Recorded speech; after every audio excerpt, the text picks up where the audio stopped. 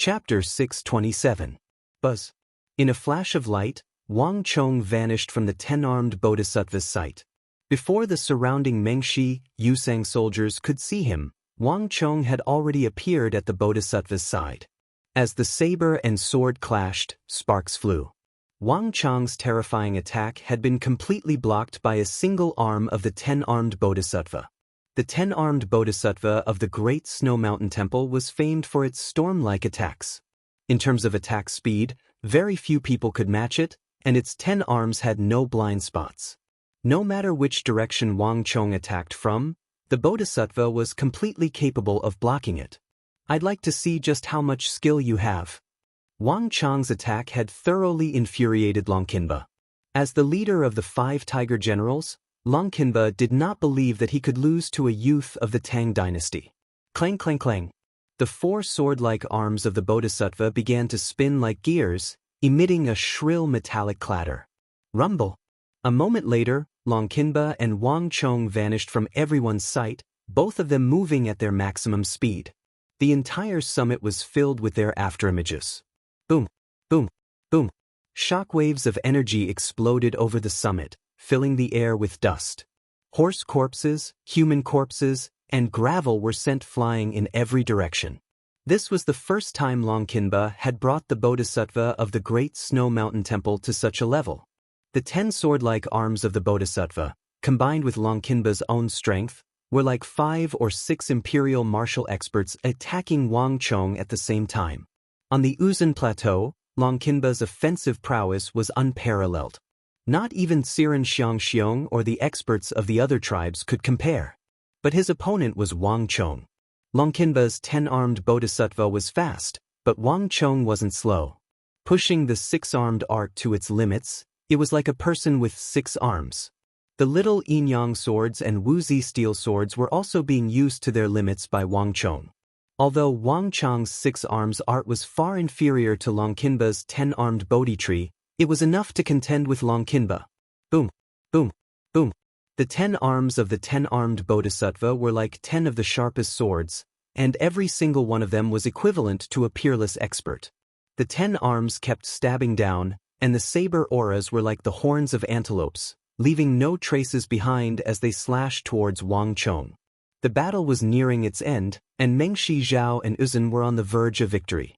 Thus, even though pushing the 10-armed bodhisattva to its peak consumed a great deal of energy, and even though it would experience a period of weakness after the battle, Longkinba no longer cared. Wang Chong was at the top of Prime Minister's must-kill list. In truth, even Longkinba viewed him as a thorn in his side, a mortal malady to the Uzun Plateau. Although few outsiders knew of the plague outbreak on the Uzun Plateau, Longkinba did. No matter what, for the sake of the Uzun Empire, this sort of opponent, this sort of scheming, this sort of intelligence, this sort of skill, could not be allowed to return. Boom, boom, boom. The more Longkinba fought, the more shocked he became. This bewitching Tang dynasty youth was clearly in a state of madness and chaos, but the fighting strength he displayed was the complete opposite. Although he was in a state of madness, the fighting instincts Wang Chong displayed left even an expert like Longkinba feeling a chill. His speed was fast to the extreme, but every move was extremely refined, simple, quick, and effective. There was no superfluous technique in each move. Everything was for the sake of killing and wounding the enemy as quickly and efficiently as possible. Kill. Help General Long kill that brat. Go. Kill that brat and you'll be richly rewarded. Lord General has already held him down. Let's go together and lend General a hand. Seeing Longkinba stop Wang Chong, the countless Uzun soldiers who had just arrived from the rear immediately sensed their chance and charged forward to assist. Buzz. A moment later, as if sensing a threat coming from another direction, Longkinba's eyes lost sight of Wang Chong in a flash of light. Before Longkinba could react, "Aya!" Screams filled the air as hundreds of Mengshi Yusang soldiers were thrown into the air. Before they could even land, they were sliced into pieces, their severed limbs flying through the air. Not good. Even Longkinba, the leader of the 5 tiger generals of Uzun, paled at this sight. But it was all too late. The roars of fighting and the Mengshi Yusang soldiers charging in from all directions were constantly provoking Wang Chong. Wang Chong seemed to have completely given up on Long Qinba, turning his attention to the Mengshi Yusang soldiers. A martial artist skilled in the little Yinyang art and wielding a Wuzi steel sword that could cut hair on the slightest touch made him virtually invincible on this chaotic battlefield. Even worse was that Wang Chong's little Yinyang art could constantly absorb energy from other people, and his growth seemed to be limitless. Aya! Screams rose and fell as the entire southeast front became Wang Chong's slaughterhouse. Rumble! By the time Long Qinba's 10-armed bodhisattva caught up to Wang Chong with his saber, the entire mountain was covered in Mengshi Yusang soldiers, profound martial realm, true martial realm, all of them. It was like an Azura's bloodbath. Damn thing, I'm going to kill you. Long Qinba's eyes went red as he saw the hundreds of soldiers Wang Chong had slain in the southeast gap, a towering rage erupting from his chest. Wang Chong dared to kill people in front of him, treating him like he was nothing. When had the mighty Uzun, the leader of the 5 tiger generals of the Ngari royal lineage, ever suffered such humiliation? Rumble! His dantian rumbled with a metallic clatter, and a moment later, Long Qinba unleashed all the stellar energy in his body. The 10-armed bodhisattva raised its 10 arms and began to attack Wang Chong with a speed several times faster than before. But before Long Qinba could get close to Wang Chong, buzz! Without any warning, an invisible energy suddenly descended from the heavens and wrapped around Long Qinba's body like an invisible chain. Before Long Qinba could react, his strength suddenly dropped by a level. This sudden change in cultivation caused Long Qinba's bodhisattva to lose control and almost fall to the ground. Congratulations to user for killing 10 foreign generals and activating the Bane of Generals Halo. Long Qinba had no idea that at this moment, an icy voice was ringing out in Wang Chong's mind. But he could clearly see that a new halo had appeared under Wang Chong's feet. This was a massive halo of thorns, formed from dark and gold. Within this halo, light and shadow intersected, forming the vague images of sabers, spears, swords, halberds, axes, battle axes, shields, all sorts of weapons. Rumble! In a flash, this mysterious halo had spread from Wang Chong's feet to the entire mountain. Looking down from the sky, one could see countless halos flickering in and out of existence. But this time, it was not the halos of the ordinary soldiers, but the halos of all the generals that had dropped by a level. In a flash, all the generals on the mountain had dropped a level, including Long Qinba. Just what sort of halo is this? Long Qinba paled. In his long life, he had never seen a halo like this.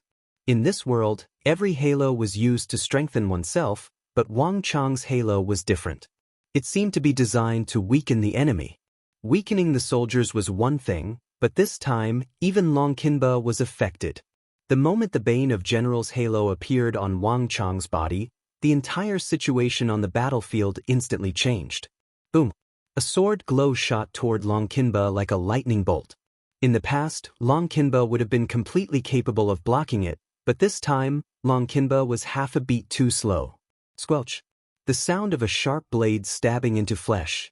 Long Qinba had just thought of stopping it when a sharp blade pierced through the stellar energy around his body, pierced through his armor, and plunged into his heart. Thump!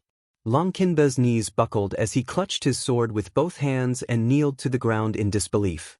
The energy in his body was being absorbed by that evil sword. It shouldn't be like this.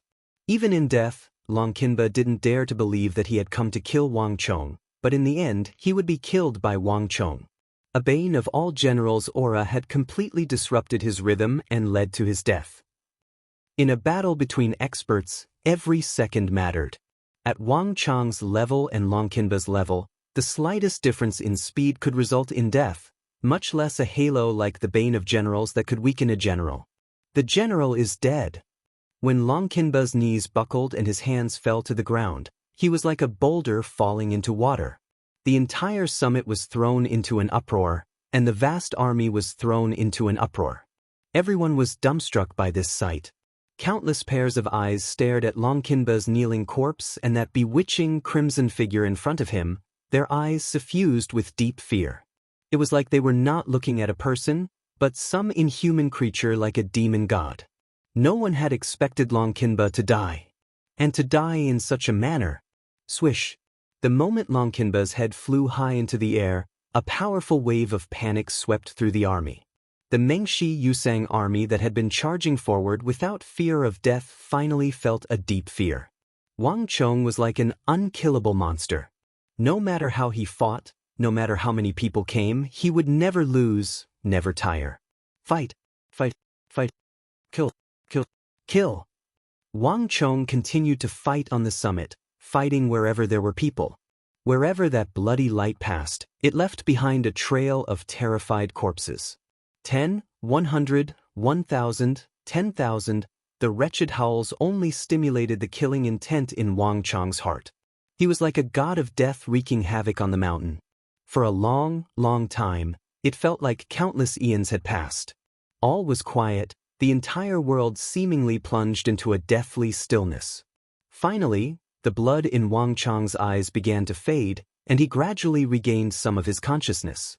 At this moment, he could no longer sense anyone around him. At this moment, that frenzied energy in Wang Chong's body that had been burning like a flame finally began to fade. Wang Chong finally began to feel a deep exhaustion. Little brother, little brother. Faintly, an anxious voice called out in his ear. The voice was very soft and it was very far away. Chapter 628. Who was it? Who was calling out? In his daze, something seemed to be moving in front of him. Wang Chong instinctively slashed out with his sword. Clang. The sound of metal clashing reached his ears, shaking Wang Chong's chaotic mind like thunder. It also shook off the bloody world in Wang Chong's eyes. In his ears, the sound of metal clashing, the sound of war horses, and the battle cries came again. When Wang Chong opened his eyes, he immediately saw an anxious and handsome young face. Big brother? Wang Chong stared at the anxious young man in front of him in disbelief. The anxious, concerned, and worried young man in front of Wang Chong was Wang Chong's big brother, Wang Fu. His face was pale and he looked very weak. It was also at this moment that Wang Chong noticed that the sword in his hand was fiercely clashing with the wood steel sword in his big brother's hand. The two of them were still locked in a state of battle. His big brother was covered in blood and seemed to be injured. Some of the sword marks seemed to be made from woozy steel. What is going on? Wang Chong's mind was in a state of shock. He only remembered charging towards the southeast defense line. He could not remember anything else. What was going on? Little brother, how are you? Wang Fu's voice pulled Wang Chong back to reality. Although he looked calm on the surface, deep anxiety and worry could be seen in the depths of Wang Fu's eyes. I'm fine. Wang Chong panted heavily. Do you remember what just happened? Wang Fu cautiously asked. Wang Chong shook his head. He only remembered charging at Duangechuan and breaking the gap. He could not remember anything else. He could not remember why he seemed to be fighting with his big brother. Phew! Wang Fu heaved a sigh of relief. He looked much more relaxed. Young master, it's okay, it's okay. Behind them, the eagle also heaved a long sigh of relief. Wang Chong looked at the two's cautious demeanor and vaguely thought of something. But soon Wang Chong thought of something else. Southeast defensive line. He clearly remembered that before he handed over command to the eagle, the entire southeast defense line had collapsed. Little brother, wait a moment. Don't look back yet. Wang Fu sensed something, and his expression changed slightly. He wanted to stop Wang Chong, but it was already too late. Whoosh, the wind howled. Wang Chong turned around and saw a scene that he would never forget for the rest of his life. Beneath his feet was a vast expanse of corpses, thousands upon thousands, layer upon layer, covering the entire mountaintop. Horse corpses, human corpses, sabers, swords, war banners. There was no end to them. Scarlet blood flowed like a river, flowing past the deathly pale corpses like a waterfall. In a radius of 700 to 800 zhang, not a single Mengshi, Yusang soldier was standing. All the soldiers of Mengshi Zhao and Uzun were pale. They stared at Wang Chong from a distance like he was some demon god from hell, their eyes brimming with fear. Wang Chong only needed to turn around to glance at these valiant and fierce Mengshi, Yusang soldiers and make them retreat in fright. As his gaze swept over the southeastern defense line, Wang Chong saw Tu Misang's corpse, Long Qinba's corpse, and the corpses of many other Mengshi Yusang commanders. Was I really the one who did all this? Wang Chong muttered to himself, his mind reeling in shock at this sight. This was a scene from the underworld of Azura. Even though he didn't dare to believe it, when he saw the Meng's Yusang soldiers looking at him like he was some demon god, smelled the thick stench of blood, and sensed the extremely vigorous blood energy in his body despite his exhaustion, Wang Chong vaguely understood something. Little brother, don't think too much. This is a war. Wang Fu, dressed in martial attire, walked up from behind him. And this war is far from over. Wang Fu was correct. Although Wang Chong had single-handedly reversed the tide and saved the southeastern defense line, driving back the tide of Mengshi, Yusang soldiers, this war was far from over. Of the 8 defense lines of the Myriad Stars formation, Wang Chong had only saved the southeastern defense line, changing part of it. And although he had killed tens of thousands of Mengshi, Yusang soldiers in his frenzied state, compared to the remaining 200,000 Mengshi, Yusang soldiers, the 10,000 Wang Chong had killed was nothing. The southwestern defense line, the northwestern defense line, the northeastern defense line, the northern defense line, the western defense line, the southern defense line. These areas were still engaged in fierce fighting. On the massive mountain, Wang Yan's mighty miracle god and Huoshu Wuzong's Vairocana Buddha were still locked in battle, and so were Xinyu Zhongtong's Vajra god and Duan Gichuan's two-headed, four-armed demon god of darkness. Wang Chong had driven back the Mengshi Yusang soldiers from the southeast, but he had also driven them back to the defense line. Good news! Huang Fu's Weibo has been opened. If there's anything you want to know, you can find me there. You're welcome to follow me.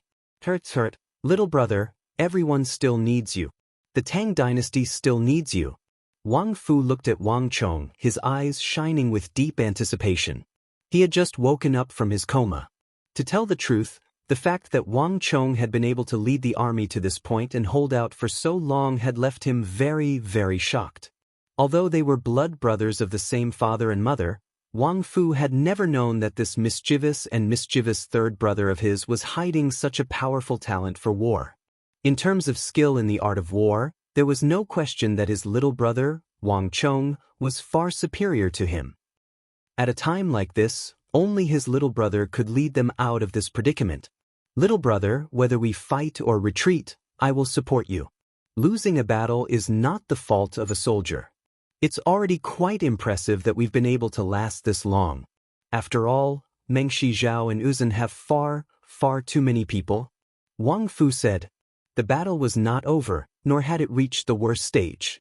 Thus, whether the Annam Protectorate wanted to preserve its strength and retreat or choose to continue fighting, there was still time. Wang Fu decided to leave the decision to his little brother, Wang Chong. I won't retreat. I will not retreat from this battle. Wang Chong interrupted Wang Fu before he could finish speaking. The southeastern defense line had not been broken. If it was temporarily preserved, there was still a chance. Keng! Wang Chong unsheathed his long sword. Without another word, he quickly walked towards the top of the mountain. The eagle, follow me. In his mind, the stone of destiny's warnings rang out continuously. The Annam Protectorate's numbers were at an extremely dangerous level. If they continued to drop, Wang Chong could be obliterated at any moment. But Wang Chong would never allow himself to retreat. The Annam Protectorate had no path of retreat. The Tang dynasty also had no path of retreat. As long as the Annam Protectorate retreated one step, it would fall like dominoes, leaving behind a crumbling central plains. One step back, one step back. When the time came, it would no longer be a matter of the Annam Protectorate's legacy, nor would it be a matter of the Southwest. Not even his big brother Wang Fu knew that no one on this mountain, including his big brother Wang Fu, had a path of retreat. And in Wang Chong's view, this war was far from a lost cause. There was still a chance to turn things around. The black banner fluttered in the wind. On the summit, that tall banner had long ago been cut in half, the cut left behind by Uzun's scimitar. But this flag that represented the Great Tang, the Annan Protectorate, had been forcibly replanted on the summit of the mountain after only half of it had been cut.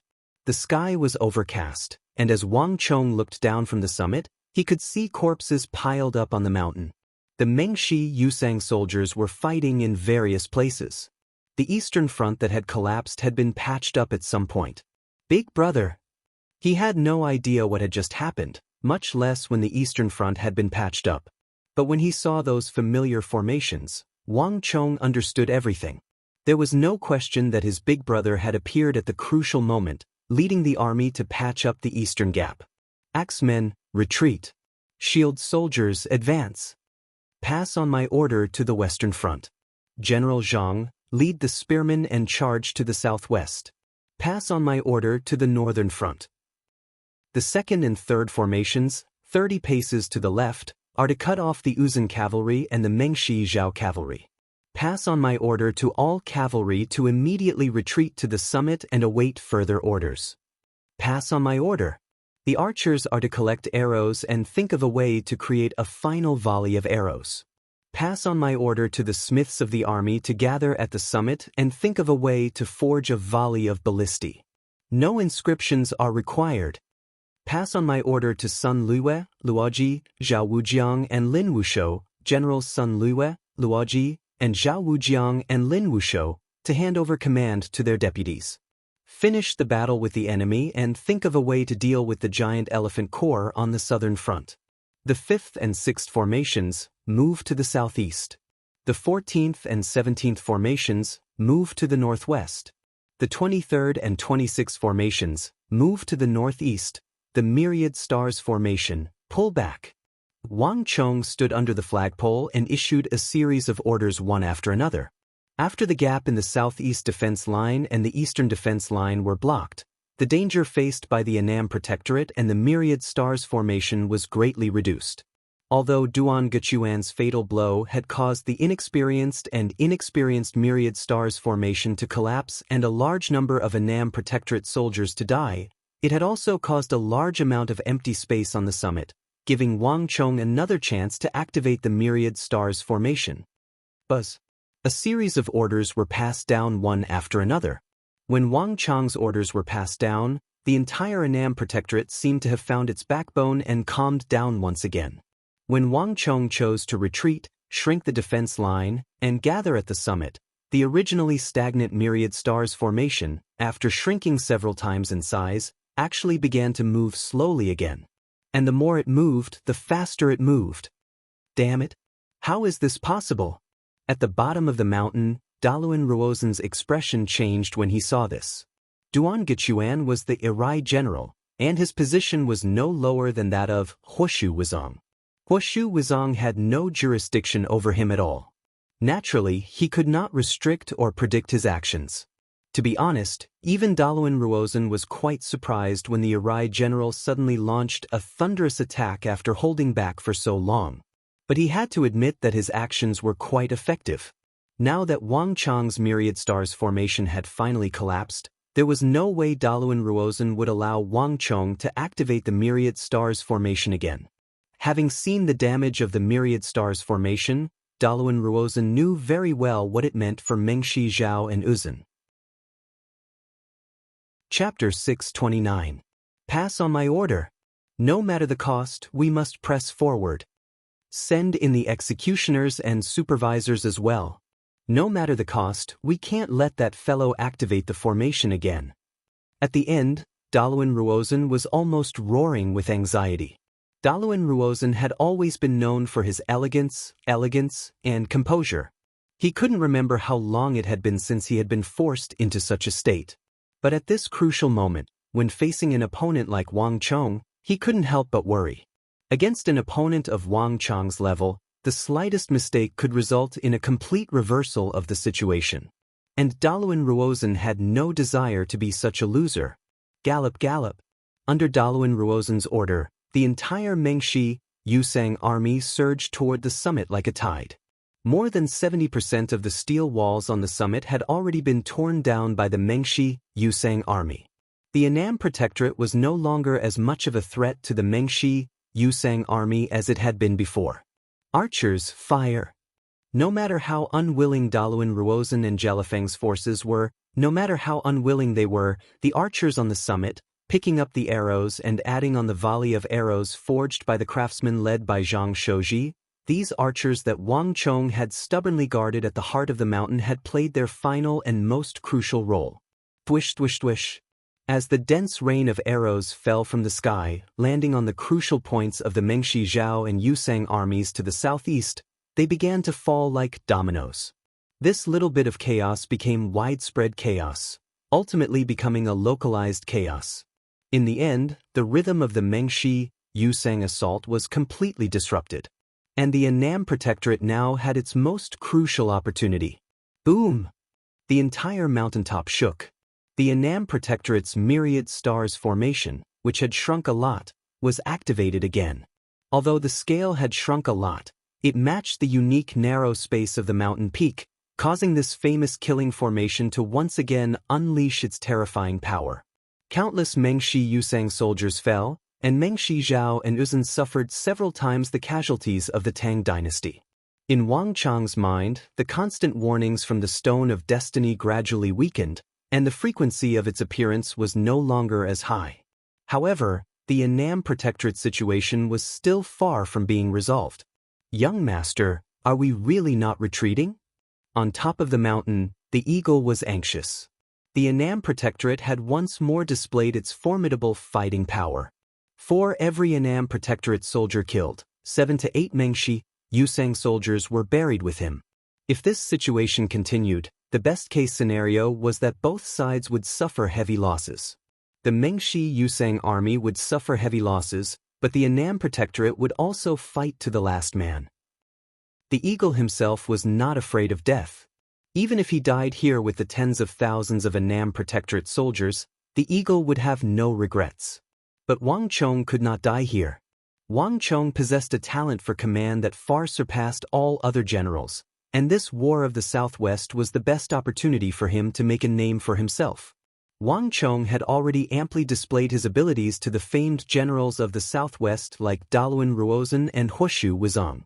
To use 100,000 soldiers to fight against 500,000 soldiers of the Mengshi Yusang army, with several 100,000 of them composed of the strongest cavalry of all soldiers.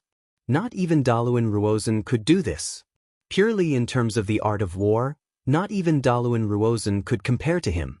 In the future, given his talent, Wang Chong would assuredly become the hope of the entire Tang dynasty and a general that would shock the world.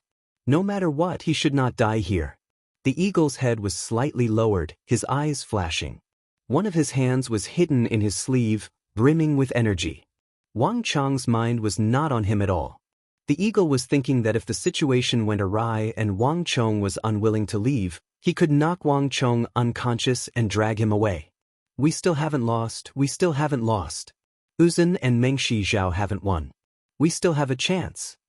A voice suddenly rang out in his ear.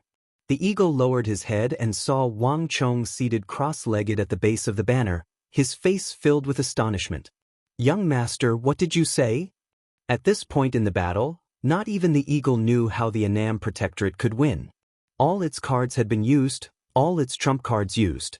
Everything was laid out in the open, and the eagle truly could not see where the Annam Protectorate could win. But Wang Chong never panicked, especially at a crucial moment like this. We still have hope, we definitely still have hope.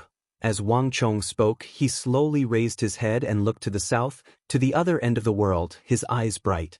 The Tang dynasty had not lost, nor had the Annam Protectorate. Only Wang Chong knew that the Southwest still had one last chance, one last hope. Everything has been arranged. Now it's all up to you. Wang Chong faced the south and said something only he could hear. Wang Chong had written down all his plans on the silk pouch, but Wang Chong had no confidence in whether that person would be able to arrive on the battlefield in time. Everyone's lives are in your hands. Now, we can only hope that you have already arrived. Wang Chong suddenly stood up and issued the most important order since he had awakened. The eagle, send the signal. Ah! The eagle's face was full of astonishment, unable to react. Have you forgotten the signal I told you 3 days ago? Wang Chong said. He turned to look at the eagle, his expression incomparably grave. In a flash, a series of thoughts flashed through his mind, and the eagle suddenly remembered something. 3 days ago, Wang Chong had given him an important signal, but he hadn't said anything else. The eagle had never thought that the signal would be used at such a crucial time. Even now, the eagle did not understand what the signal represented. Screech! In the next moment, the entire battlefield suddenly heard the high-pitched cry of an eagle. Just below the dense dark clouds overhead, a huge eagle flew down from the clouds and let out a series of rhythmic cries that no one knew what it meant. The high-pitched cry of the eagle traveled hundreds of miles and resounded throughout the sky. What is he doing? Wang Chong's sudden action attracted the attention of many people. At the foot of the mountain, Jelifeng and Daluan Ruozhen raised their heads to look at the giant eagle in the sky. In the midst of the intense battlefield, the sudden cry of the giant eagle was particularly abrupt. Although they did not know what this meant, based on their understanding of Wang Chong, the two commanders of Meng Shizhao and Uzun instinctively maintained a high level of vigilance. But after the eagle's cry, nothing happened. In the distance, all was quiet and tranquil. On the battlefield, the tragic war was still going on, and nothing had changed. What is that fellow doing? Daluan Ruozhen narrowed his eyes as he looked at the giant eagle overhead. He could not understand the sudden appearance of this giant eagle and the fact that nothing had changed. On the other side, Jelifeng's confusion was no less than his own. Although he rarely participated in decision-making, he was no less wary of the youngest son of the Wang clan than Daluan Ruozhen. No matter what plan you have, it's all useless at this time. We don't believe that you can still play any tricks at this time. Jelifeng looked up, his eyes bursting with a sharp light. The war in the southwest had already been decided. He, Jelifeng, had already proved to everyone that the Tang dynasty was not unbeatable. Although they had suffered grievous losses, as long as Meng Shizhao and Uzun's alliance remained, Meng Shizhao could deal with the Tang dynasty's subsequent attacks. More importantly, as long as the Tang dynasty's southwest was obtained, Meng Shizhao would truly be able to escape the predicament of the Arai. And now, in order to deal with a common enemy, Jelifeng would think of a way to obtain assistance from the other empires. In the end, Meng Shizhao's losses would be recouped and they would obtain even greater benefits. This was Jelifeng's position in the War of the Southwest. Jelifeng's thoughts did not last for long. A moment later, all his ambitions for the Southwest were shattered. "Your Majesty, look over there." No one knew who spoke. Jelifeng subconsciously turned his head and looked in the direction of the voice. He saw a thick plume of black smoke rising from the horizon. The first plume was followed by the second, the third. In the end, the entire horizon was engulfed in flames and thick smoke. In the distance, one could even hear shouts and the sounds of fighting. In a flash, Jelifeng seemed to suffer a heavy blow, his face draining of blood and turning as white as a sheet of paper. For the first time, this emperor of the Southwest who rarely revealed his emotions revealed panic and unease in his eyes. The granary! Jelifeng's entire body trembled, only one thought remaining in his mind. That direction was where Meng Shizhao stored his grain. In order to prevent the Tang dynasty from raiding the granaries at night and burning them down, Jelifeng had built the granaries in the rear of the army and had soldiers stationed to guard them. Uzun and Meng Shizhao's daily consumption was enormous, especially in the later stages. Jelifeng was also responsible for all of Uzun's provisions, so Jelifeng had dispatched many peasants and laborers to build massive granaries. Jelifeng had never imagined that the granaries of more than 200,000 soldiers would be attacked at a time like this. Judging from the roaring flames and thick smoke, this conflagration was definitely not small. All the granaries were likely to be in danger. How could this be? Where did the soldiers guarding the granaries go? Jelifeng's eyes were bloodshot. He clenched his teeth and looked in disbelief into the distance. He clearly remembered that there were still 5,000 soldiers there, so why hadn't he received any news? But this was no longer important. All the soldiers had been thrown into the battlefield on the mountain, and the battle was at its most intense, but Jelifeng had no soldiers to send back to reinforce them. Wang Chong. Chapter 630. The army in Meng Shizhao's rear is on fire. On the summit, the eagle stared in disbelief at the blazing flames in the distance. To him, this was a miracle. The eagle had never imagined that the signal Wang Chong had discussed with him 3 days ago was for this. "Ha, Li Sai, I knew that you wouldn't disappoint me." Wang Chong heartily laughed as he looked into the distance, his eyes bright and the dark clouds on his brow swept away. The most crucial moment of the war had finally arrived. After completing his mission of spreading the sheep plague on the plateau, Li Sai had followed the final order in Wang Chong's silk pouch and hurried to the southwest. Before departing from the capital, Wang Chong had already made his plans. The Tang dynasty would find it very difficult to win this war, and this was their last and only chance to defeat the Mengshi Yusang army. The Uzun Plateau was already rife with the plague, the corpses of cattle and sheep covering the ground. And now, the granaries of Meng Shizhao's army had been successfully burned down. With the provisions of the Mengshi Yusang alliance burned, there was no longer any path of retreat. Even if Daluan Ruozhen and Huoshu Wuzong were willing to let the Uzun army use Meng Shizhao's provisions, it would be useless. Because there was nothing left. Grain. Jelifeng, it's up to you to choose. Wang Chong looked down the mountain at the figure exuding the aura of an emperor, his eyes shining brightly. Bastard! Jelifeng's face contorted. This hegemon of the Arai of the southwest was even more furious than Wang Chong had imagined. Those granaries in the rear not only contained the provisions for hundreds of thousands of soldiers, but also the long-cherished wish and dream of Jelifeng's. Without provisions, whether they won or lost, Jelifeng would have to retreat after this battle. On the other hand, Uzun's men might have retreated even faster than Meng Shizhao's men. Without Uzun's support, Meng Shizhao would definitely not be able to resist the next wave of attacks from the Tang dynasty. In the southwest of the Tang dynasty, all the common people were affected by the war. They either hid deep in the mountains or fled with their families, or buried their food. Even if Jelifeng wanted to gather food, it would take a long time.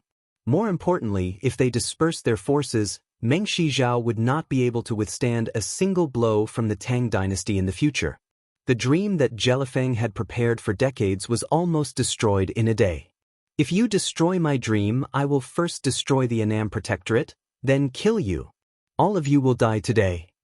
Jelifeng's whole body trembled, and she was completely enraged.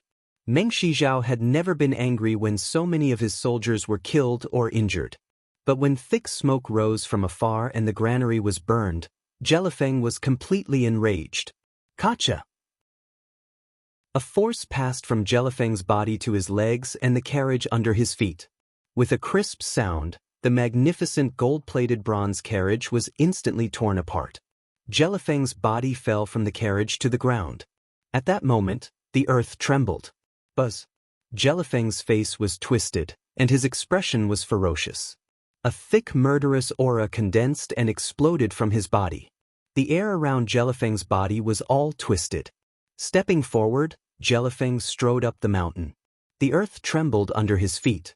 With every step Jelifeng took, the earth trembled violently, as if it could not bear his weight. The king of Arai no longer had the aura of an emperor. All that was left was the murderous intent in her heart. All of you die. Jelifeng stomped his feet, and with a bang he suddenly soared into the sky. When he landed, he was already dozens of feet away. Buzz! When Jelifeng walked up the mountain, a golden flame rose from his body. This golden flame grew with the wind, and it expanded continuously. By the time Jeluofeng reached the midpoint of the mountain, the golden flames had already transformed into a giant Buddha that was over 100 feet tall. Half of the Buddha's body was bright and pure gold, like fire and flame, while the other half was as black as ink, like iron and steel. 6 golden and black arms spread out like fans as he strode up the mountain. Rumble! Wherever the gigantic Buddha passed, the earth rumbled, and rocks split apart with a loud rumble. Those who block me will die. Wang Chong, you destroyed my granary. I will make you pay with your life. Jelifeng's thunderous roar reverberated over the battlefield. There were 3 great generals on the battlefield of the southwest. Huoshu Wuzong and Duan Gichuan each counted as 1, while Jelifeng was the hidden third. From the very start, Jelifeng, as the sovereign of Irai, had never taken action. This was the first time he had done so.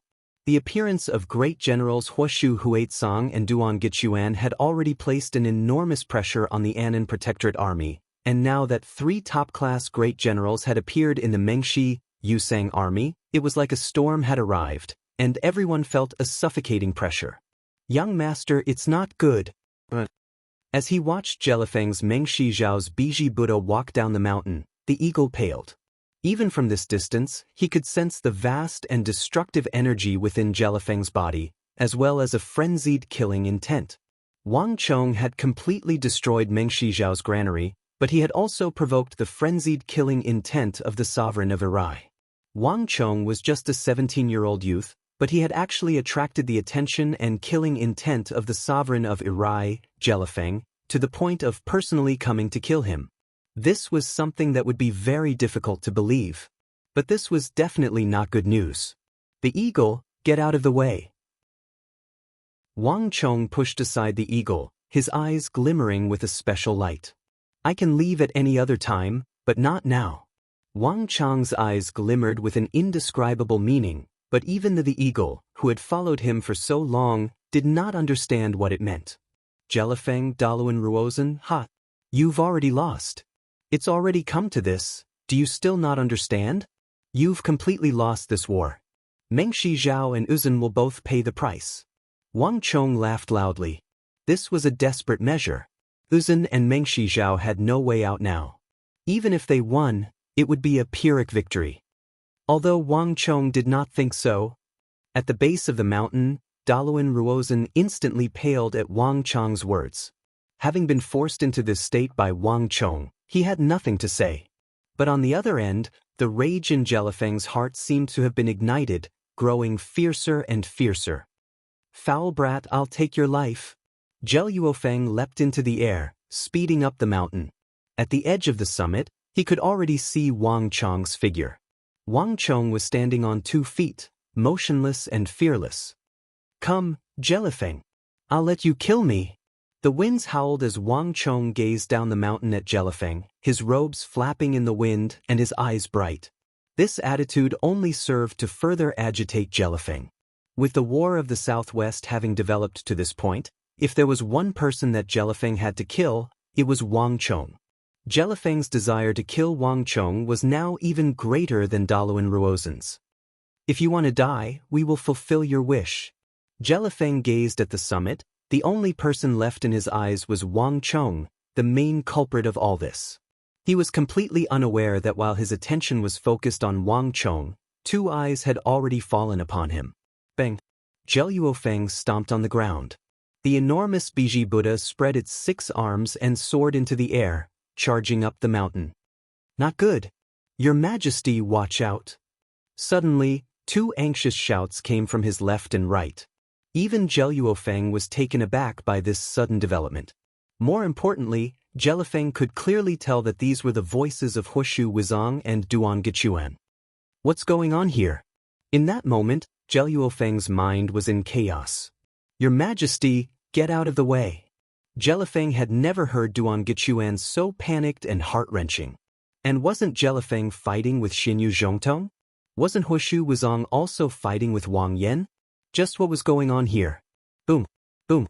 Before Jeluofeng could react, 2 explosions rang out in the time it took for a spark to fly off a flint. At the same time, 2 terrifying chis rapidly approached her. Not good. No matter how slow Jelifeng was, she could tell that something had happened. Alas, it was too late.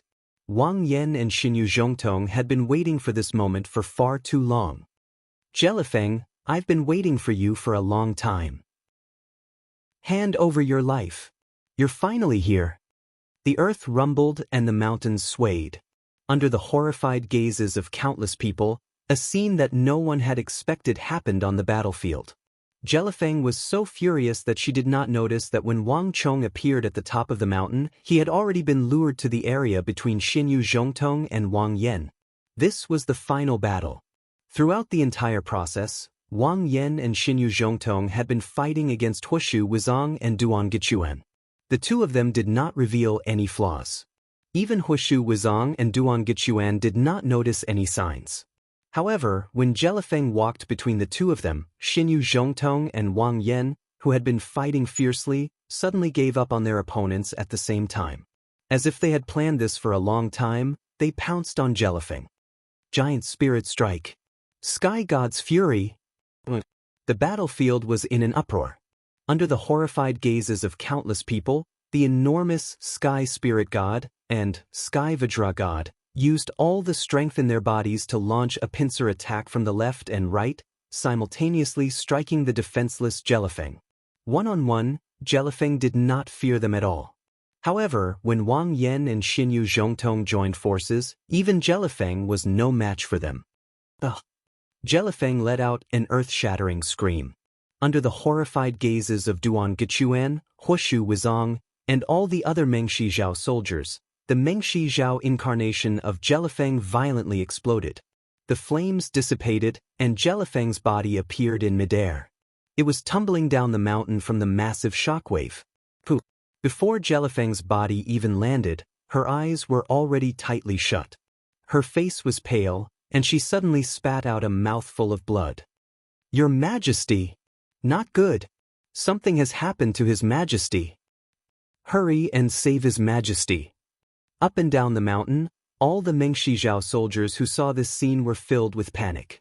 Jelifeng was the ruler of the entire Mengshi Zhao, and he was also the ruler of the entire Irai 6 Zhao.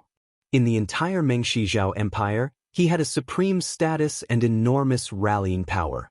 As long as he said the word, countless people would be willing to die for him. No one had expected that something would happen to Jelifeng at this time. Imperial Father. Chapter 631. Fenjie had always felt a deep reverence for his father, treating him as his life's goal and model. No matter what, nothing could happen to his father. "Your Majesty!" At this moment, Duan Gichuan was even more panicked and terrified than Fenjie. As Mengshi Zhao's only great general, Duan Gichuan had a composed and shrewd personality, rarely revealing his true abilities. But Jelifeng's heavy injury had caused the Irai great general of Mengshi Zhao to reveal a completely different side: panic, anxiety, and fear.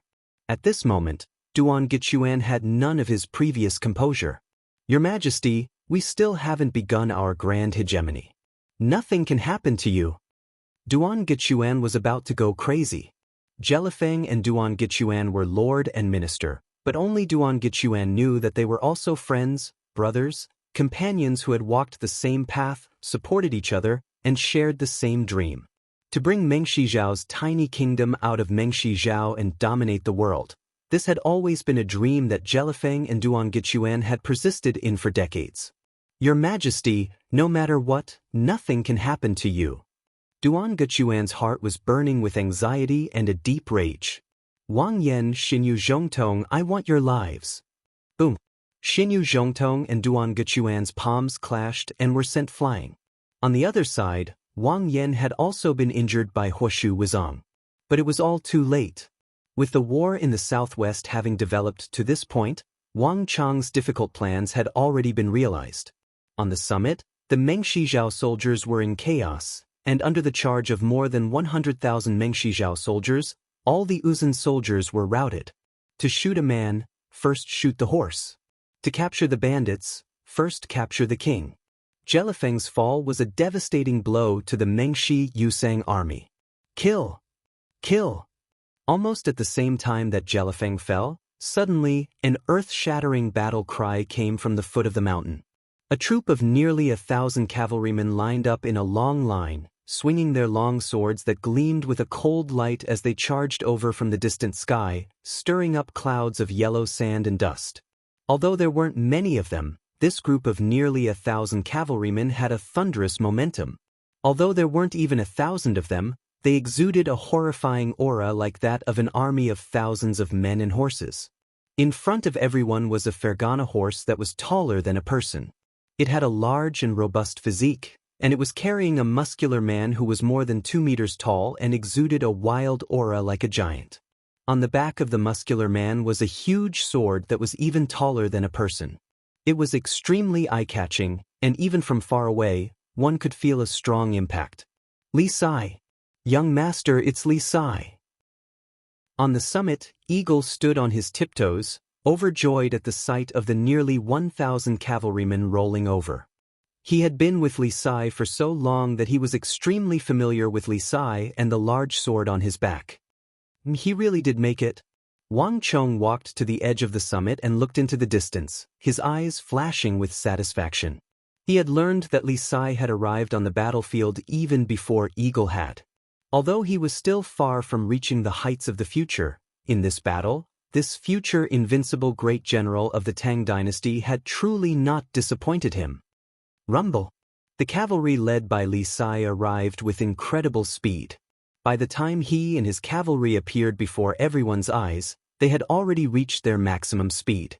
And beneath Li Sai's feet was a unique storm halo that pushed the speed of the entire army to the limit. Rumble. The earth rumbled and the warhorses galloped. To Li Sai's cavalry, who had reached their maximum speed, this long distance was covered in only a few moments. When the cavalry charged at full speed and charged to the limit, that kind of speed was unimaginable to anyone. This was also the reason why cavalry were known as the kings of all soldiers. Rumble. Several li was covered in the blink of an eye. In a few short moments, Li Sai's cavalry had collided with the Mengshi, Yusang vanguard. Screams shook the heavens, like a massive beast charging into a flock of sheep. No one could stop this charge of nearly 1,000 cavalry. Any Mengshi Yusang soldier that got close would be tossed into the air as if they were nothing.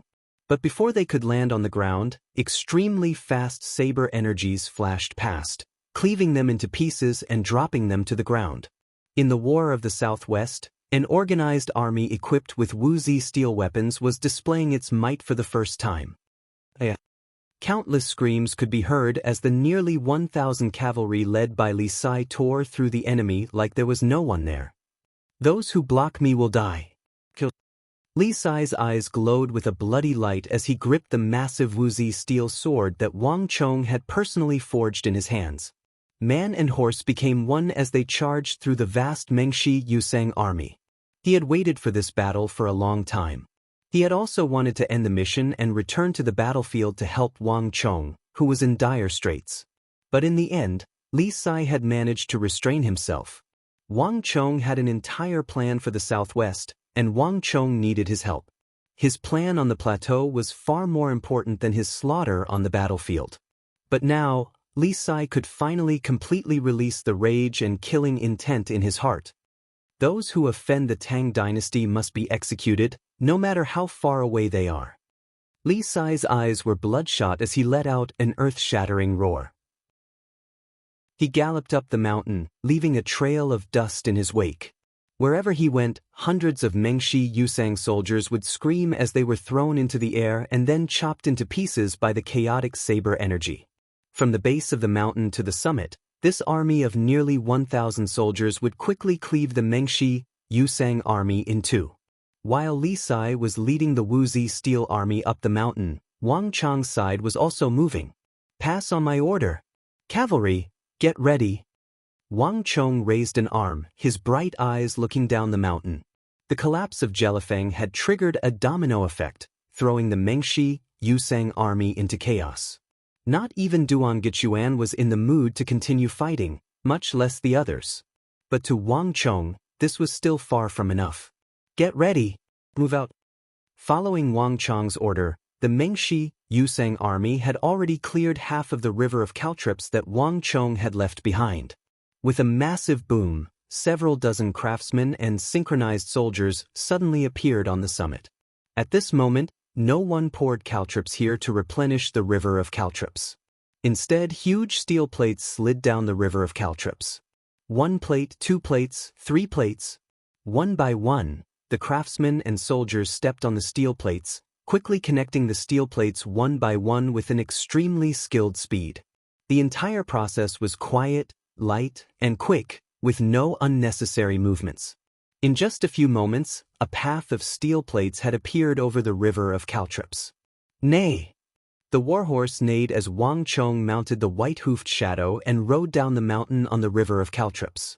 "All cavalry, follow me. Charge with all your might."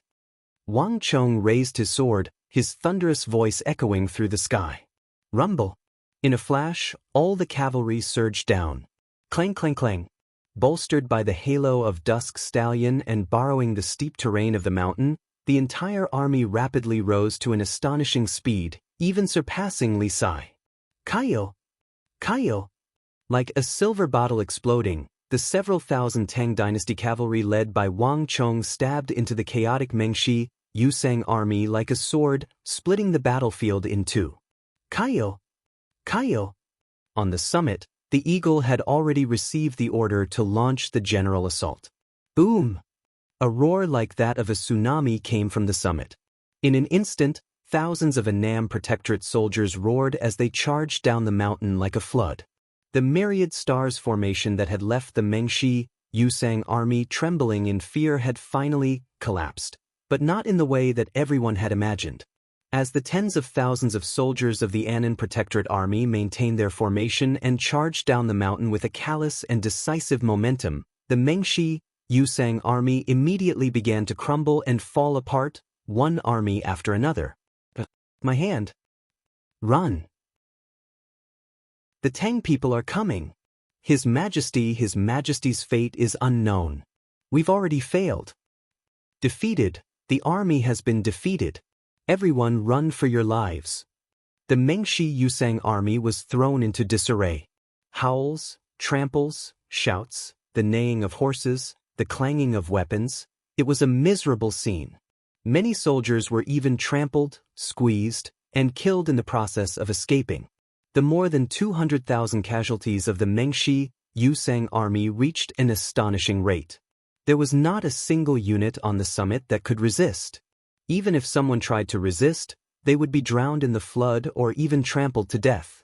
The general trend of the army's defeat was set in stone, and no one could change it.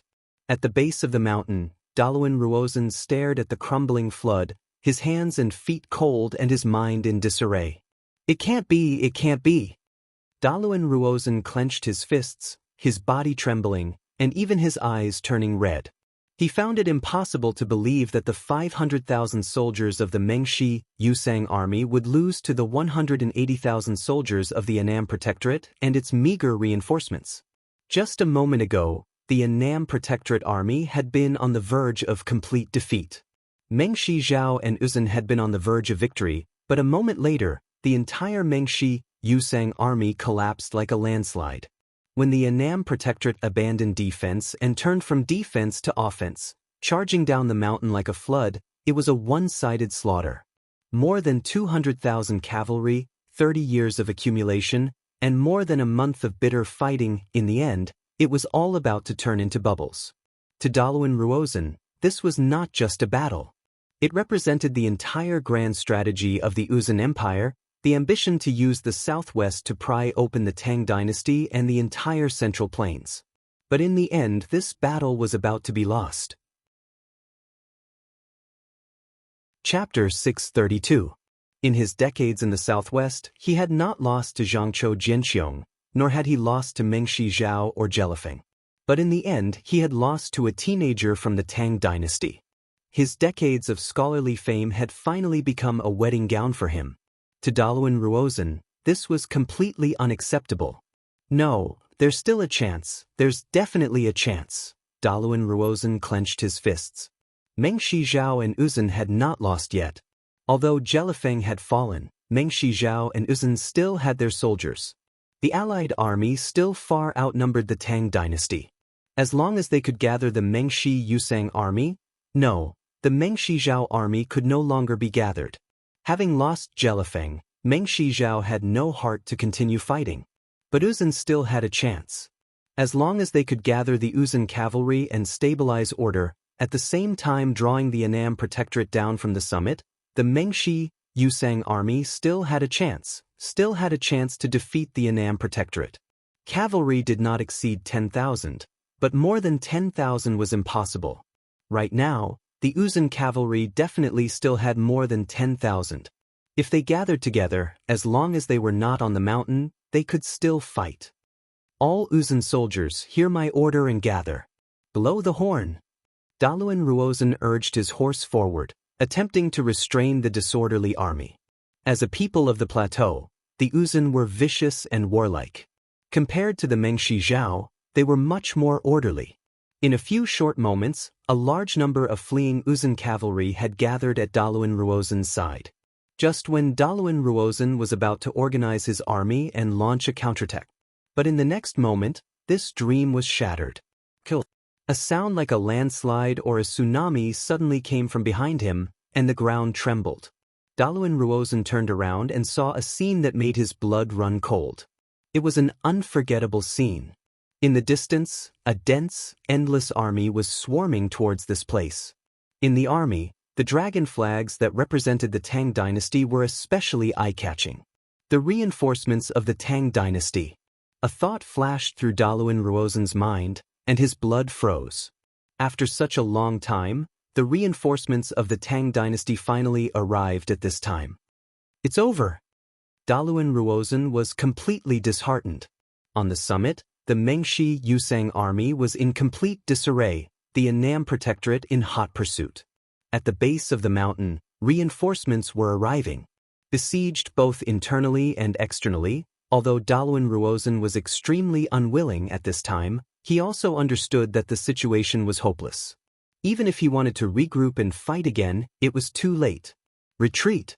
Retreat! Daluin Ruozan gave a long, unwilling sigh as he finally gave the order to retreat. He had truly lost this battle. Uzun had also lost. For the first time, he had suffered a crushing defeat in the southwest of the Tang dynasty, tasting the greatest defeat of his life. Rumble! Daluin Ruozan's order had drawn away the last sliver of hope of Uzun and Mengshi Zhao. Now, the Mengshi Yusang side no longer had any hope of reversing the tides of the War of the Southwest. Drip, drip, drip. All the Uzun cavalry followed Daluin Ruozan, mingling with the routed army as they fled into the distance. Behind them, the nearly 1,000 Wuzi steel soldiers of the Annam Protectorate and Li Sai were in hot pursuit. They didn't even dare to turn their heads, nor did they dare to attempt to defeat the Tang dynasty reinforcements on the distant plains. After continuously trying Mengshi Zhao's rice, these warriors of the plateau had already become extremely weak, their physical strength greatly diminished. They were no longer as fierce as they had been. Listen to Prime Minister's order. Retreat! Like a collapsing mountain, countless Tibetan reinforcements fled in panic. Behind him, wails and screams could be heard. With the momentum lost, no one could regain their initial bravery. Congratulations to user for killing 89622 Mengshi Yusang soldiers. Congratulations to user for killing 98415 Mengshi Yusang soldiers. Congratulations to user for killing 109477 Mengshi Yusang soldiers. Congratulations to user for killing 121449 Mengshi Yusang soldiers. A string of voices rang out in Wang Chong's mind. At this point in the battle, there was no longer any need for Wang Chong to give orders. On the entire battlefield, Uzun included, no one had the slightest desire to fight. All the Tang people needed to do was pursue and kill. Countless Mengshi Yusang soldiers were felled. Wang Chong's tactic of splitting up the cavalry had played an enormous role. Although they were fleeing, at least half of the soldiers had been unable to effectively escape due to the chaos on the front lines. In the end, they could only be harvested like straw. The entire battlefield was littered with corpses, and blood was like a river that floated on the ground. Corpses of the sky-quaking giants, the Irai elephants, the war horses, the Mengshi Yusang army, and all sorts of shattered war machines, they were scattered everywhere. But at this moment, Wang Chong was halfway up the mountain, his attention completely drawn to the distant reinforcements. Elder Yi, Elder Zhao, Elder Hu, Su Hanshan, Huang Qianne. Wang Chong looked into the distance in shock. Although the vast army in the distance seemed very impressive, Wang Chong could tell at a glance that this was no regular army. Besides the dragon banner representing the Tang dynasty, Wang Chong also saw banners representing the various great clans, and even the banner of Wang Chong's Kunwa training camp, deflecting blade manner. Su Hanshan, Huang Qian'e, Sun Jiming, Chen Burang, Su Gan, Fang Xianying, Zhao Hongyan, Bai Siling, Youngster Wei, many familiar faces appeared at the front of the army. Wang Chong even saw another familiar face, little sister. Wang Chong's eyes went wide as he stared in disbelief at that petite figure at the front of the army, wielding two massive golden hammers. Those massive hammers were even larger than her petite body. What's going on here? How could she be here? Wang Chong didn't dare to believe that his little sister would come here at a time like this. Moreover, wasn't she on the Spirit Vein Mountain, under the control of his master, the evil emperor? How could she have come to such a dangerous battlefield? This is nonsense. Wang Chong couldn't help but curse, his eyes widening. Although his little sister had been born with peerless strength, she was still young, and a dangerous place like the battlefield was no joke. Li Sai, take a few groups and follow me. Wang Chong urged his white-hoofed shadow into the distance. The outcome of the War of the Southwest had already been decided, and no one could change the course of the war. Even Daluan Ruozhen would be powerless to reverse the situation. As for striking while the iron was hot and pursuing the Mengshi Yusang army, it was no longer important whether he alone could fight. Hear my order. Protect young master. A furious roar came from the mountain. Li Sai had long ago joined up with Wang Chong, and upon hearing the roar he turned his horse around and led a group of soldiers equipped with Wuzi steel weapons to follow Wang Chong. Putting aside Wang Chong on the other side of the capital, the soldiers of the great clans, led by Elder Yi, Elder Zhao, and the others, were charging toward the battlefield. I really can't believe that young Master Chong managed to defeat Daluan Ruozhen and Jelifeng. The Southwest was won. They really won. Charge. Don't let this chance slip by. Work with young master to pursue Mengshi Zhao and Uzhen. No matter what, we can't give them another chance to invade the Tang dynasty. Kill. Hurry and help young Master Chong. The sight of the crumbling Mengshi Yusang army at the base of the mountain roused everyone's spirits. The Mengshi Yusang army was no weakling, especially Uzhen's men. A single charge of hundreds of thousands of cavalry could wipe them out at any moment. Thus, before coming, they had discussed and considered how they should proceed in this battle, how they should choose the right moment, and how they should help Wang Chong and the Annam Protectorate. But no one had expected this to be the scene they saw when they arrived at the Southwest battlefield. Wang Chong and the Annam Protectorate, with only several tens of thousands of soldiers, had actually managed to defeat Mengshi Zhao and Uzhen, who outnumbered them by several times, and forced them to flee in disarray. By the time they arrived, the Southwest War had already concluded. Faced with the powerful suppression of the Mengshi Yusang army and the leadership of renowned generals like Daluan Ruozhen, Huoshu Wuzong, Duan Gichuan, and Jelifeng, the Tang dynasty had won the final victory. If they hadn't seen it with their own eyes, they would have never dared to believe it. Young Master Chong truly is a descendant of Duke Jiao. Everyone hurry and help young Master Chong. Elder Yi was so excited that his beard was trembling. It was no secret that Wang Chong and the Annam Protectorate had been besieged by the Mengshi Yusang army. But Elder Yi had never imagined that when he arrived on the battlefield he would see the Mengshi Yusang army crumbling. All their previous discussions had been meaningless. All they needed to do now was help in the pursuit. Rumble! The Mengshi Yusang army, which had already been routed, was now in even greater disarray. Elder Yi, Elder Zhao, why have you come? At the edge of the battlefield, Wang Chong's eyes gleamed as he led Li Sai and several hundred Wuzi steel cavalry to meet up with Elder Yi and Elder Zhao. Elder Yi, Elder Zhao, and the others were his grandfather's old subordinates. Wang Chong had never expected to see them here at this time. It's all Duke Jiao's orders. The War of the Southwest concerns the nearly 1 million civilians of the Southwest.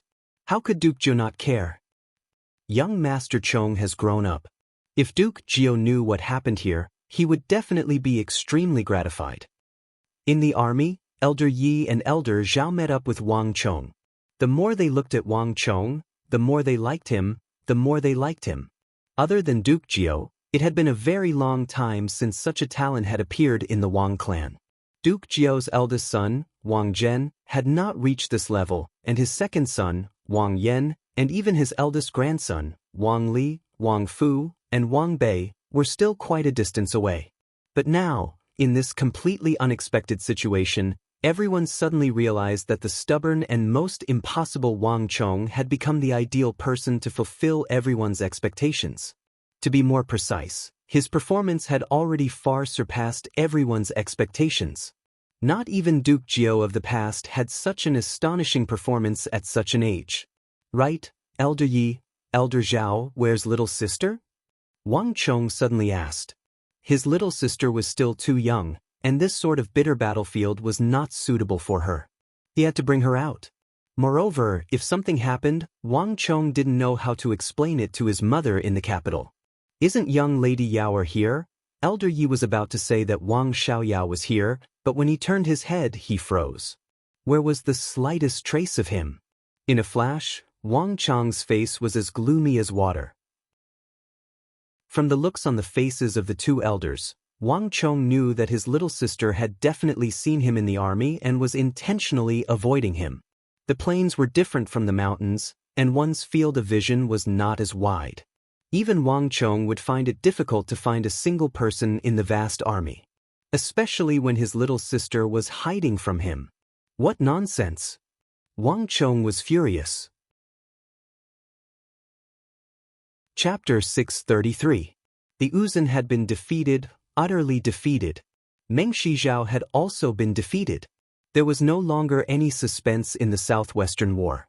As the Tang dynasty pursued the Mengshi Yusang army from 180,000 to 90,000, the Meng Shizhao army finally understood and began to scatter, fleeing in every direction.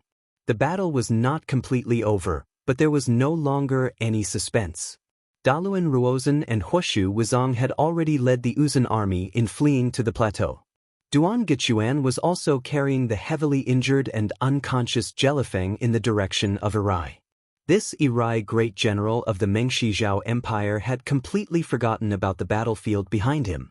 In his eyes was only the safety of Jelifeng. Duan Gechuan did not dare to linger, lest he give the Tang dynasty any chance and create an irreversible result.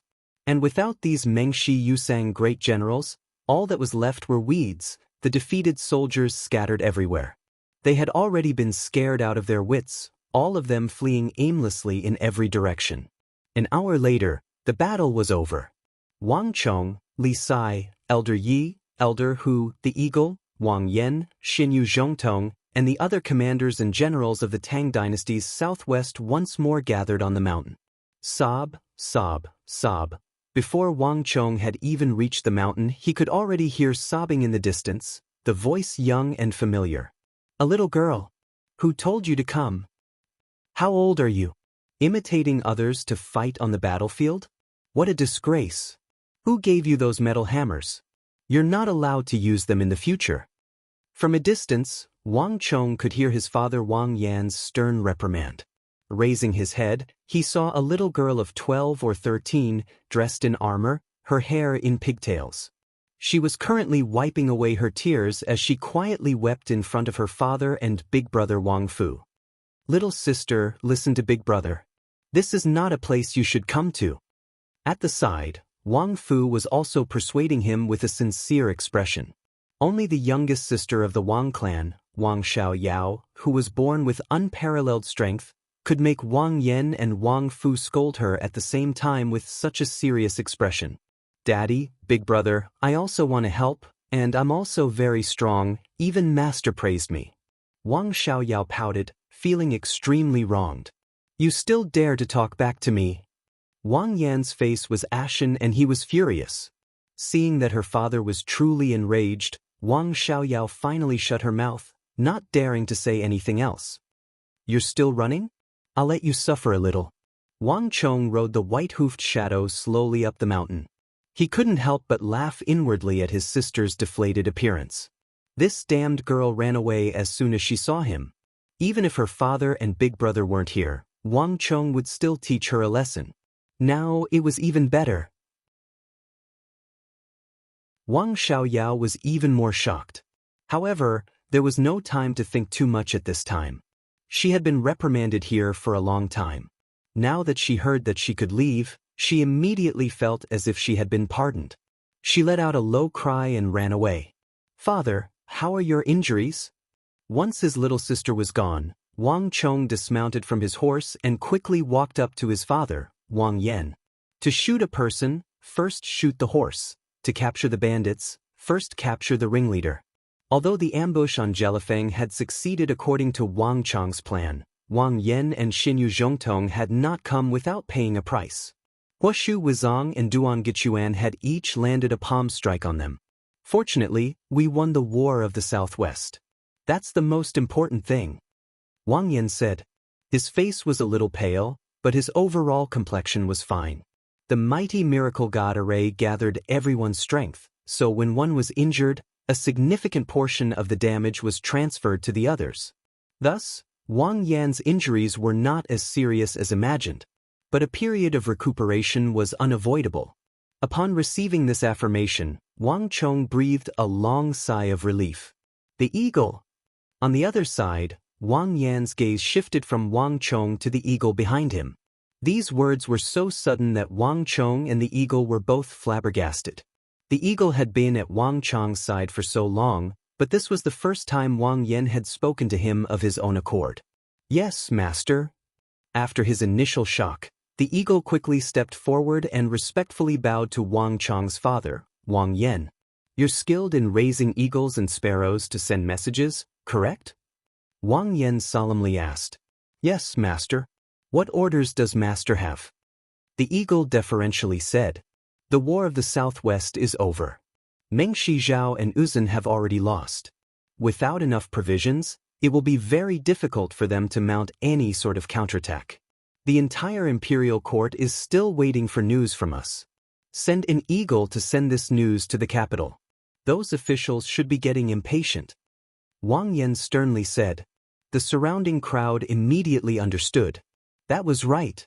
The War of the Southwest was the beginning of everything.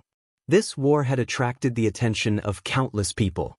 At this special moment, a message that could calm the hearts of the people was far too important. This was especially true now that the borders of the Tang dynasty were filled with foreign countries that were beginning to grow restless, all of them coveting the Tang dynasty. At this time, victory in the Southwest would have an enormous effect and would intimidate the ambitions of these foreign countries. Correct. We should spread this news as quickly as possible.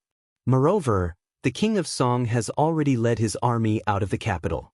If he learns of this, he will definitely be extremely excited. In order to reinforce the Southwest, the King of Song stood his ground against all opposition and took an enormous risk. This news is the best reward for him. Elder Yi and Elder Hu also came to their senses and echoed.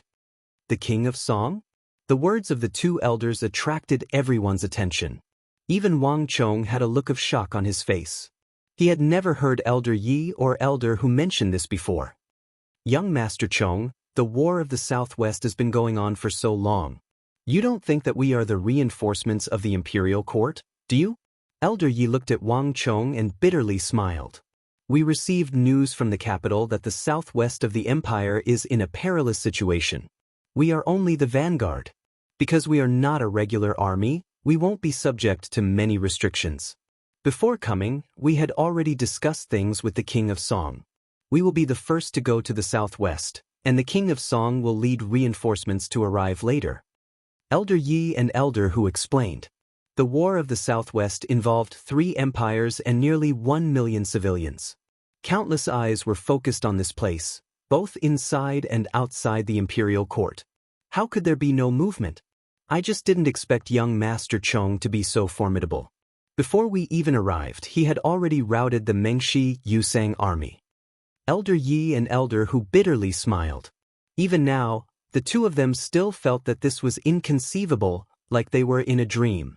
The disparity in strength was so vast, and while facing opponents like Daluan Ruozan and Huoshu Wuzong, Wang Chong had still been able to so thoroughly rouse them.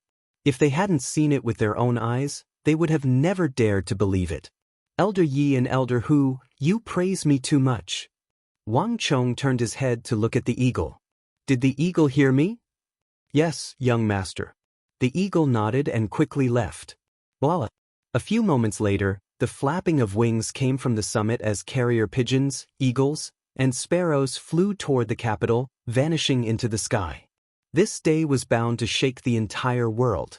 The war was over, but the affairs of the Southwest were far from over. Many soldiers had been dispatched to sweep up the Mengshi Yusang army, and there were many more matters in the Southwest that Wang Chong and the others needed to discuss. The King of Song has not yet arrived. Before that, we still have to stand guard in the Southwest to prevent Uzun and Mengshi Zhao from attacking us in their desperation. The Annam Protectorate has far fewer soldiers than it did before. Impossible! The Uzun Plateau is currently plagued by plague, and Mengshi Zhao's granaries have already been burned down by young master. Without enough provisions, how can they counterattack?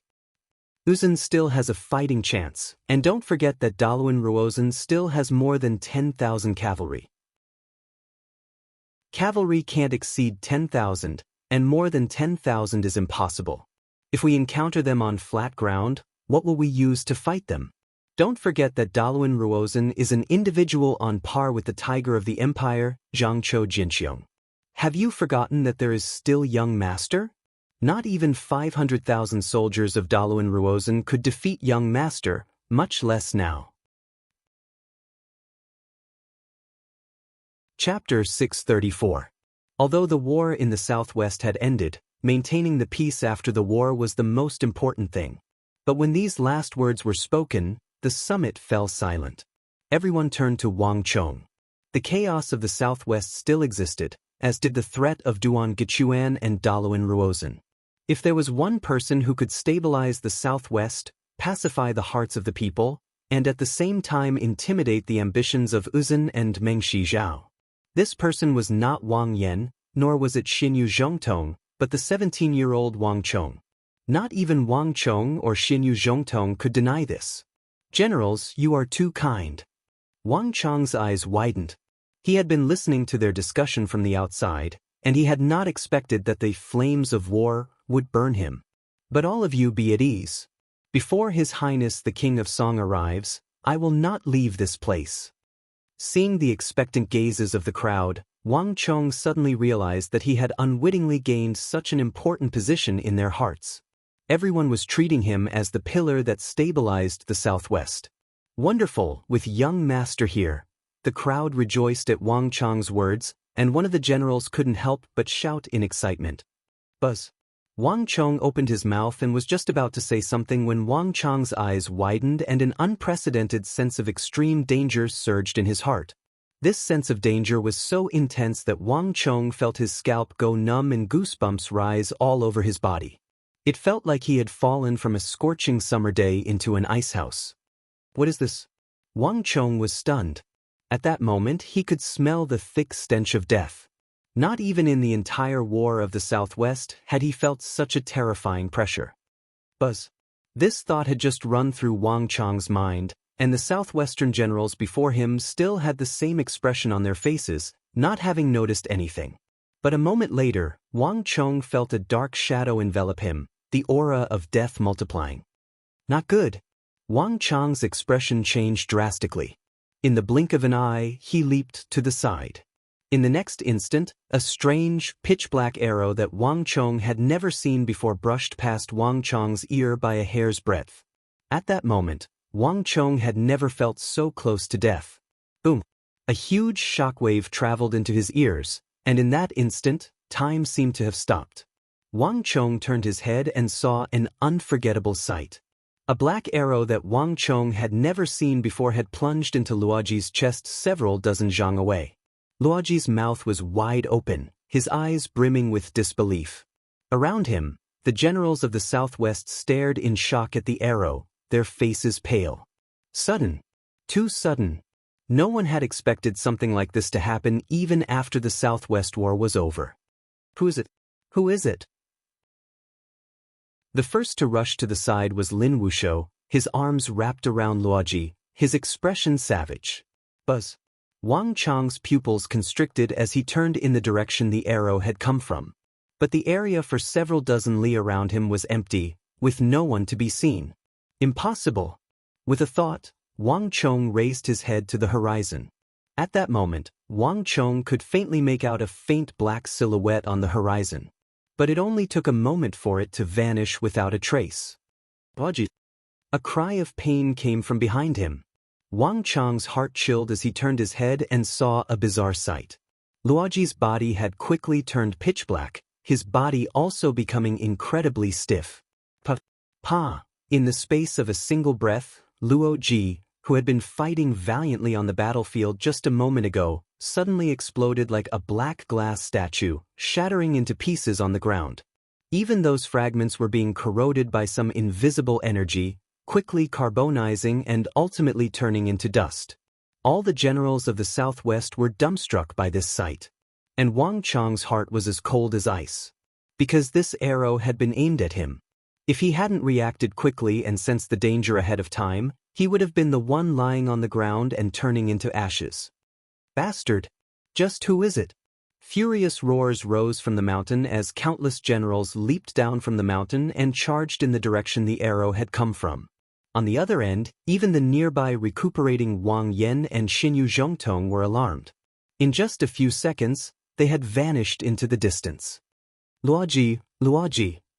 The most agitated and hateful of all was Lin Wushou. The two of them had been good friends in the Annam Protectorate, and they had even experienced the bitter war of the Southwest together. No one had expected Luoji to die here. Who? Just who is it? Too despicable. Is it Mengshi Zhao or Uzun?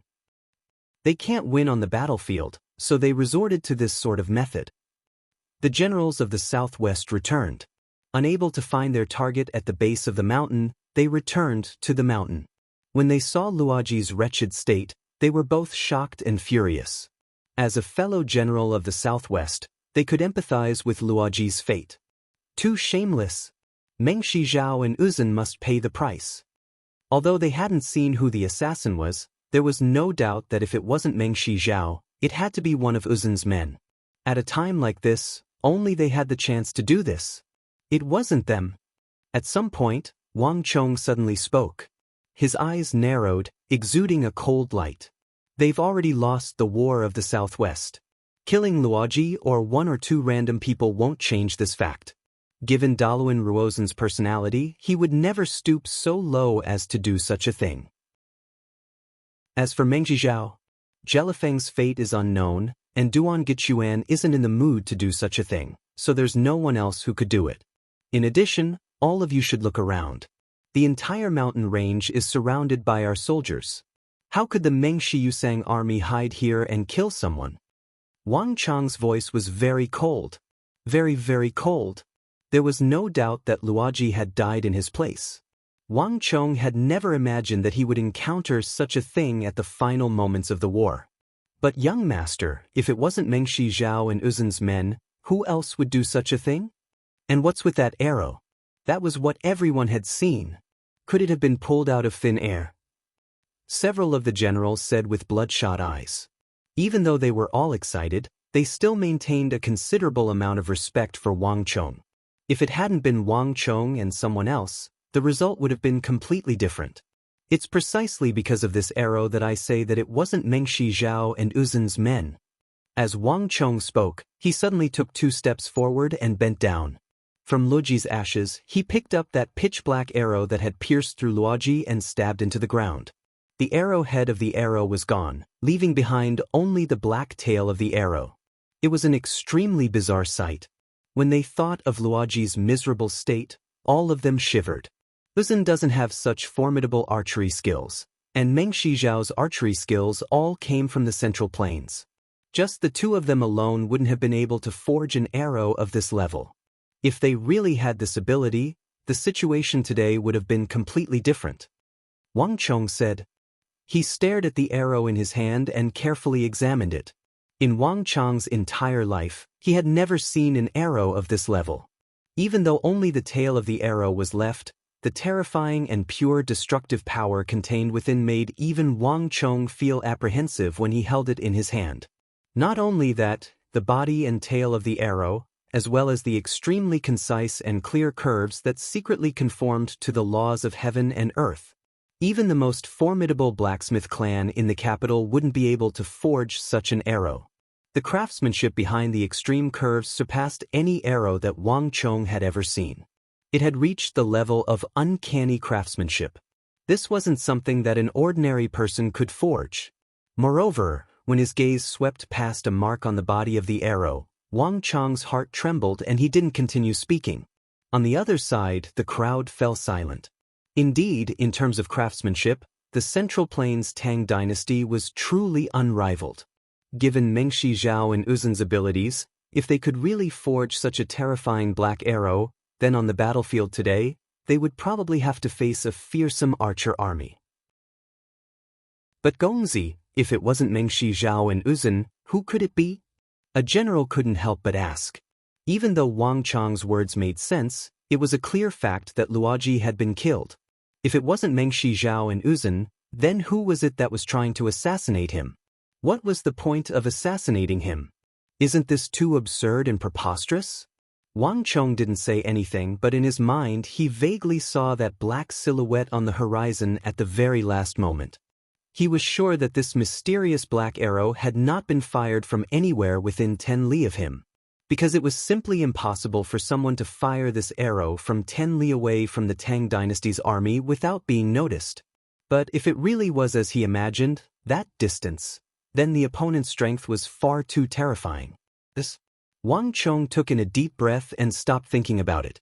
If the black arrow hadn't been fired by Daluan Ruozhen or Duan Gichuan, then it could only have been fired by a third party. Why would they do this, and why would they choose this moment? More importantly, why was it him? For a moment, Wang Chong felt like the entire war of the Southwest was shrouded in fog. Besides Uzun and Mengshi Zhao, there seemed to be something else he didn't know about. Leave this matter to me. No matter what, I will definitely find a way to find out who shot this arrow. Wang Chong gripped the arrow in his right hand and suddenly tightened his grip. In the final moments of the War of the Southwest, Luoji had died to a mysterious black arrow. No one had expected this. But only a scant few people knew of this matter. Not even the vast majority of the Annam Protectorate soldiers knew of it, much less anyone else. Chapter 635. Flap flap. Countless carrier pigeons flapped their wings as they flew off in every direction, bringing the news of the victory in the southwest to various places. 7 or 8 li from the capital, an army of brightly armored soldiers was neatly organized and somber as they made their way along the official road toward the southwest. At the very front of this army was a middle-aged man exuding a noble aura. He was seated on a white steed, his eyes looking to the south with a hint of worry. The southwest battlefield had been persisting for more than a month, almost 2 months. But the imperial court had not been able to muster a single soldier. 2 months was an extremely long time for the southwest, but for the massive empire, which involved the mobilization of resources from all sides, it was simply not enough. Although the Bureau of Military Personnel, Bureau of Personnel, and Bureau of Agriculture were doing their utmost, it was still not enough. The King of Song had also done his utmost, overriding the objections of the masses and transferring 30,000 soldiers from the imperial army. Only then did he manage to gather 70,000 well-trained soldiers capable of battle and send them to the southwest. But truthfully speaking, not even the King of Song was confident that these 70,000 soldiers would be of any use. After all, the Mengshi Yusang side had more than 500,000 soldiers. But the southwest was a major affair, and the King of Song had no choice but to go. Moreover, it involved Wang Chong. Wang Chong, this king is already doing his utmost. I hope that you can hold on. I hope that I can still make it in time. The King of Song quietly said to himself as he gazed at the overcast sky. News had long ago come from the capital that Wang Chong and the Annam Protectorate had been surrounded by the Mengshi Yusang army on a mountain and were in dire straits. There was even a rumor that by the time the imperial court received the news, Wang Chong and the 180,000 soldiers of the Annam Protectorate would already be dead. Although the King of Song had always refused to believe it, deep within his heart he knew that it was already quite impressive that Wang Chong and the others had been able to last so long against opponents like Daluan Ruozhen, Huoshu Wizong, Jelifeng, and Duan Gichuan. The final outcome was likely to be disastrous. Thud, thud, thud. All of a sudden, the sound of wings breaking through the air came from the sky. The King of Song was stunned and raised his head subconsciously. He saw a huge eagle flapping its wings and descending toward him. Protect the King of Song. Suddenly, a loud shout came from the side, followed by the sound of an arrow being drawn. Stop! The King of Song frowned and rebuked the archers. At the same time, he extended his arm and allowed the giant eagle to land on it.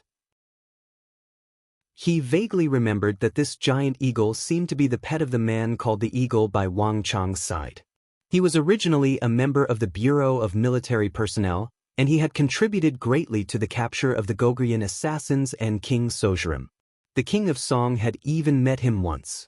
More importantly, this giant eagle's leg was tied to a leggings. It's news from Wang Chong. In that instant, the King of Song felt a bad premonition. The eagle was someone by Wang Chong's side. Could it be that the King of Song reached out and removed the leggings from the eagle's leg? Ah, this is great. This is great. The next moment, the frown on the King of Song's face eased, and he burst into laughter. In that instant, everyone was dumbfounded. This was especially so for those from the King of Song residence. They had been by the King of Song's side for a very long time, and during this period of time, the King of Song had been unable to eat or sleep well. This was the first time they had seen the King of Song laugh so happily and carefreely. It was as if the gloom that had plagued him for the past few days had been swept away. Wang Chong, you've given this king too much of a pleasant surprise. The King of Song held the unwrapped news from the leggings, his face red with laughter, his eyes brimming with joy. Hurry and pass on this king's order. Tell the imperial court that we've won a major victory in the southwest. Rumble.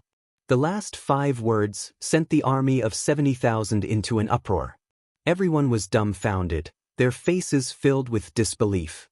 On this trip to the southwest, everyone had been prepared to die. But what had they heard? A major victory in the southwest. It can't be wrong. It's stamped with the seals of Wang Yan and the Annam Protectorate. The major victory in the southwest is already beyond doubt. The civil and military officials of the imperial court must have all been ranked. Hurry and pass on this news. This is the best news the Tang dynasty has heard in recent times. The King of Song roared with laughter. Wang Chong. It was Wang Chong again. The King of Song had never imagined that he would give him such a pleasant surprise. An army of 100,000 against an army of 500,000, and they had even defeated generals like Daluan Ruozhen, Huoshu Wizong, Duan Gichuan, and Jelifeng. This was nothing short of a miracle. Not even he knew how Wang Chong had done it. But the news would not lie, and neither would the seal. More importantly, it had Wang Yan's personal signature. Anyone could lie, but Wang Yan was upright, and the seal of the Annam Protectorate's army would not lie.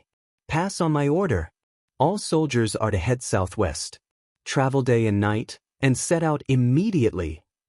The King of Song's voice resounded through the heavens. In the next moment, the army set off with a rumble, their speed several times faster than before. As the army set out, countless carrier pigeons flew toward the capital of the Tang dynasty. In the northeast corner of the imperial palace, there were many halls with flying eaves and arches. Several guards dressed in golden embroidered robes stood there motionlessly like statues. These were the profound secrets guard of the palace. They only had one mission: to receive news from inside and outside the palace. Other than that, they were not allowed to act rashly. Walala! Suddenly, the sound of fluttering wings came from the sky. The guards were startled and raised their heads, only to see a white messenger pigeon drawing a curve in the sky, accurately landing on a corner of the eaves that wasn't very high. This is? A hint of confusion flashed through the golden-robed guard's eyes. He subconsciously walked up and took the leggings off the pigeon's legs. It's a letter from King Qi. The guard came back to his senses. He took 2 steps forward and undid the leggings. With just a glance, the guard staggered and almost fell to the ground. Great, Lord, to the west. We've won a great victory in the southwest.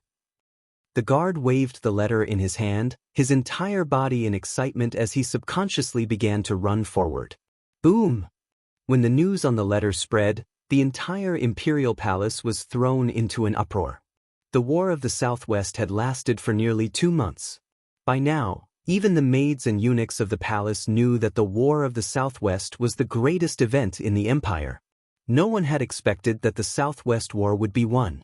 The entire imperial palace was abuzz with joy.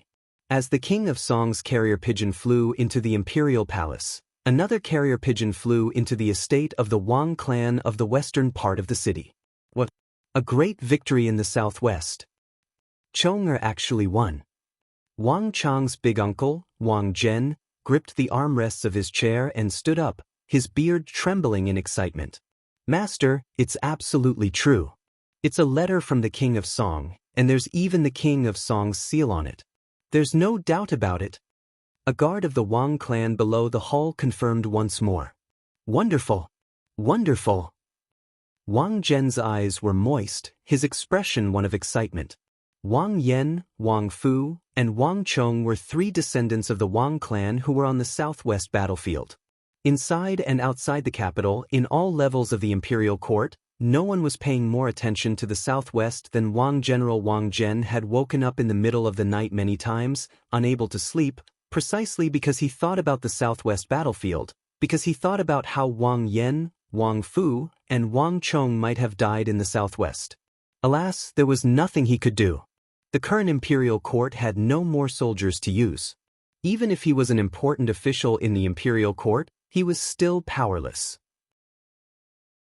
The 70,000 soldiers led by the king of Song was the last force the imperial court could send. But Wang Zhen had never expected that the king of Song would send news of a great victory in the southwest not long after he set off, not even having reached the southwest. The 100,000 soldiers of the Tang dynasty had actually defeated the 500,000 soldiers of the Mengshi, Yusang army led by Daluan Ruozhen and Jelifeng. This news was far too shocking. If he had not heard it with his own ears, Wang Zhen would have never believed it. But Wang Zhen knew that the king of Song would never lie about something like this. Chong, I just knew that you wouldn't disappoint me. Wang Zhen was so excited that he lost his composure. Someone, prepare my official robes.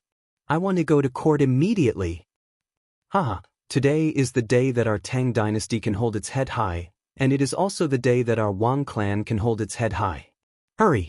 Wang Zhen's laughter resounded over the residence. Not even the old servants who had worked in the residence for decades had ever seen him laugh so heartily. A few moments later, a carriage drove out of the residence toward the imperial palace. This is impossible.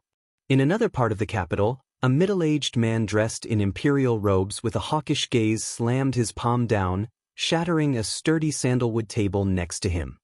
Your Highness, our people in the profound guard have already received news that the news of the victory in the southwest has already spread throughout the imperial palace. There is no doubt about this.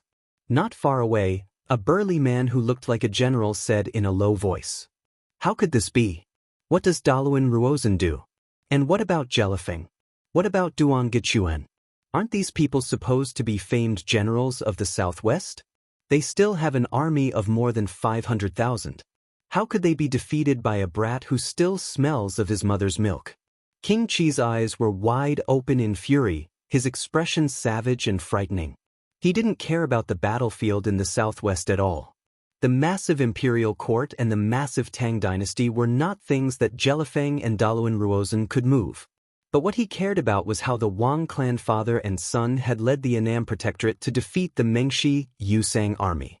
The Wang clan had always been a clan of ministers and generals, and they had always cooperated with the king of Song in opposing him.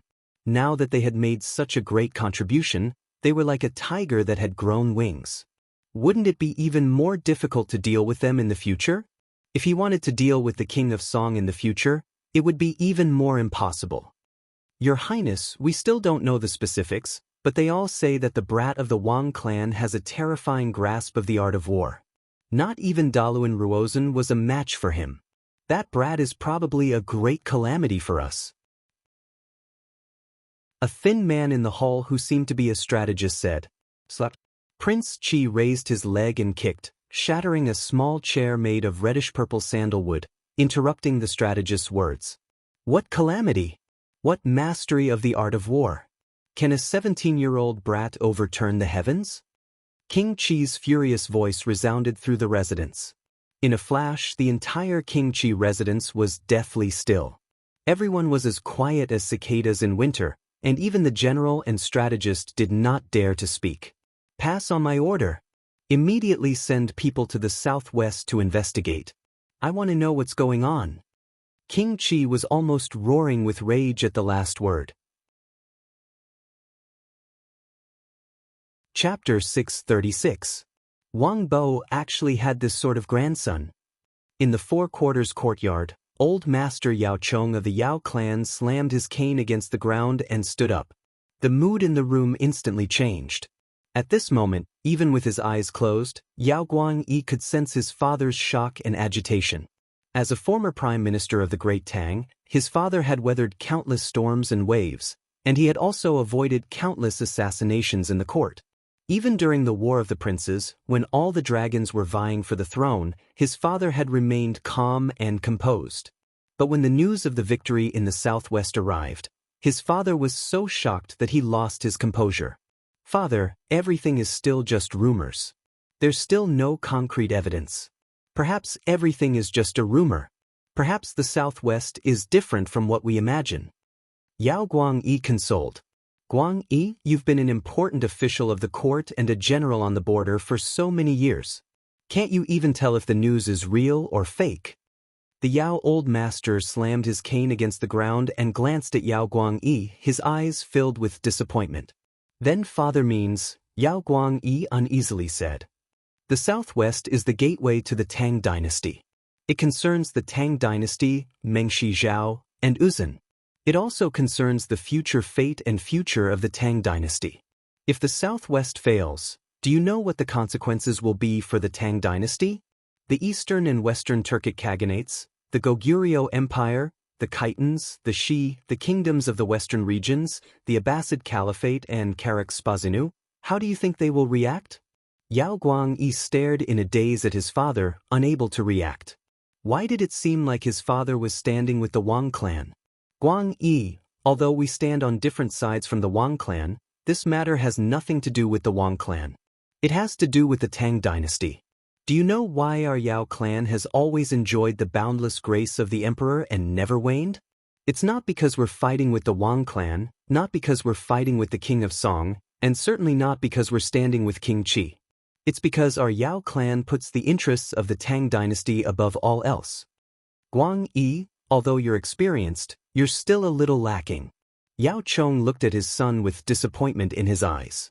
He had fought with Wang Jiuling for most of his life and had never lost to him. However, in terms of descendants, he had truly lost. Not only was the Wang clan prosperous, but they also had someone like Wang Chong. Yao Chong searched the entire Yao clan, but he couldn't find a single person who could be mentioned in the same breath as Wang Chong. Even Yao Guangyi couldn't compare, let alone the others. I didn't expect the Wang clan to produce such a character. I've suppressed the Wang clan for half my life. Perhaps 100 years later, the descendants of the Yao clan will have to look up to the Wang clan. Old Master Yao heaved a long sigh in his heart and remained silent for a long time. Old Master, the imperial court has sent a report. They want Old Master Yao to enter the court and immediately participate in the court meeting. A voice suddenly came from outside the door. Yao Guangyi shuddered and turned around. Haha, victory. Young Master Wang actually won. Our Tang dynasty has won. At this moment, the Cheng, Huang, Lu, and Zhang great swordsmithing clans were rejoicing. The residences of the great clans were decorated with festive red lanterns, and even the swordsmiths and sword shops of the capital were decorated with lanterns and streamers in celebration. News from the imperial court rarely made its way to the marketplace, but this time was different. The moment the news from the southwest reached the capital, The imperial court seemed to have the intention of immediately spreading the news. In the last 2 months, the entire capital had been in a state of anxiety and trepidation. All sorts of unsettling news had flown in like snowflakes. At a time like this, they truly needed news of a major victory. The weapons that young master used in his campaign in the southwest, the bows, arrows, and ballistae, were all forged by us. With this major victory in the southwest, the imperial court will definitely reward us handsomely. The 4 great swordsmithing clans and the various swordsmiths and sword shops of the capital were all ecstatic. When they had been forging all sorts of weapons for Wang Chong, none of them had imagined that Wang Chong would be able to use these weapons to defeat Uzun and Mengshi Zhao in the southwest. Now that Wang Chong had won a major victory, all of them were sharing in the glory. What? The southwest was won? The southwest was actually won. In the estate of a great clan in the capital, a dignified clan head stood up in shock, his face brimming with disbelief. Young Master Chong of the Wang clan actually defeated Daluan Ruozhen and Jelifeng? Impossible, simply too impossible. The news from the southwest was shocking to all the clans, especially those who had a relationship with the Wang clan and had loaned their experts to Wang Chong. This is a gargantuan achievement. I didn't think that this young master would be so formidable. At this moment, all the clan heads had an extremely deep, awe-inspiring impression of that young master of the Wang clan who had used Wuzi steel weapons to exchange for guards. Using 100,000 soldiers to fight against 500,000 soldiers, including a considerable number of cavalry, was a magnificent feat that would strike fear into the hearts of most people. It seems like we have to reconsider our relationship with the Wang clan. Relying on that young master is far more important than exchanging for a few Wuzi steel weapons. On this day, all the clan heads of the great clans of the capital were destined to witness it. Hi, he won. Senior brother Wang actually won. Our deflecting blade manor has finally made a name for itself. Senior brother Wang is simply a god. With him in our Kanwa training camp, we'll definitely be able to suppress the other 2 training camps. Let's all go join Deflecting Blade Manor. It was established by young Master Wang, so I'm willing to watch the gate for him. When the news of Wang Chong's victory in the southwest reached the Kanwa training camp, it immediately caused a massive upheaval. Zhao Qianxiu, who was playing chess in Deflecting Blade Manor, almost shattered the chessboard under his feet. Is this true? Zhao Qianxiu stammered, unable to form a coherent sentence. Although he had sensed Wang Chong's talent on the first day he entered the Kanwa training camp and had determined that he was no ordinary person, Zhao Qianxiu had never imagined that Wang Chong would be able to accomplish such a feat. Daluan Ruozhen and Duan Gichuan were figures that Zhao Qianxiu didn't even dare to think about. But Wang Chong had actually defeated them in a head-on battle, and in a situation where the other side had the advantage in numbers. Unbelievable! This is too unbelievable! Zhao Qianxiu's chest heaved, unable to calm down for a long time. The entire capital, from north to south, south, north and south, from the nobility to the common people, was abuzz with joy. Cheers could be heard from all over the city, and many people even lit firecrackers in celebration. But at this moment, the most enthusiastic was not the common people, but the imperial court. Deep within the imperial palace, in Taiji Palace, all the civil and military officials of the court had gathered together with the Prince of Xiang and Marquis of Xiang. This is the best news the court has heard so far. Wang Zhen, Duke Jiao has given birth to a fine grandson. Your Wang clan has produced yet another pillar of the empire. In the imperial court, Imperial censor Lu Ji's hair was grizzled, and he was 70 or 80 years old, but his face was ruddy. As soon as he entered the court, he clasped Wang Zhen's hands and began to shower him with praise. The old imperial censor was very old and had not attended court for many years. His status in the court was even higher than that of the other old imperial censor, Duan Chao. But this time, for the sake of Wang Chong and the victory in the southwest, he had dressed up to attend the court session. Wang Chong was only 17, but the old imperial censor had described him as a pillar of the empire. This was not something that a normal person could accept, but none of the civil and military officials dared to refute him. The victory in the southwest was simply too great. Based on the initial reports from the southwest, the Tang dynasty had lost around 160,000 soldiers. Even if Li Jingyi's reinforcements that had been ambushed were added up to 180,000 to 190,000. But Uzun and Mengshi Zhao had lost more than 400,000 soldiers, more than double the Tang dynasties. Moreover, a significant portion of these casualties had been Uzun's famed and ferocious cavalry. This victory would stun the entire world. One could easily imagine the joy in the old imperial censor's heart. "Old imperial censor, you praise me too much," Wang Zhen hurriedly said. "Liao Zan, how is it praised?" "Wang Zhen, your Wang clan is now a great contributor to the Tang dynasty. Uzun and Mengshi Zhao have lost so many soldiers in battle that they won't be able to invade the southwest for at least the next few decades." Wang Zhen had barely finished speaking when the Minister of Personnel and a group of officials immediately surrounded him. "That's right. Today, the Wang clan is the greatest contributor to our Tang dynasty. There is no need for Lord Wang to be so modest." "Precisely. Once young Master Wang returns from the southwest, His Majesty will surely reward you handsomely. For the Wang clan to have such a Qilin son is the blessing of our Tang dynasty. Young Master Chong already has the grace of your esteemed father." The officials of the Bureau of Revenue, Bureau of Personnel, Bureau of Military Personnel, Bureau of Agriculture, and the nobles of the court all gathered around to congratulate Wang General. This was especially true for those nobles. Normally, it would be quite impressive if even half of them could gather here, but today, upon hearing the news of the victory in the southwest, all the nobles of the empire had gathered here. "Lord Wang, when you have the time, please come to my residence for a gathering. Especially young Master Wang. When Lord Wang comes, please bring young Master Wang with you." That's right.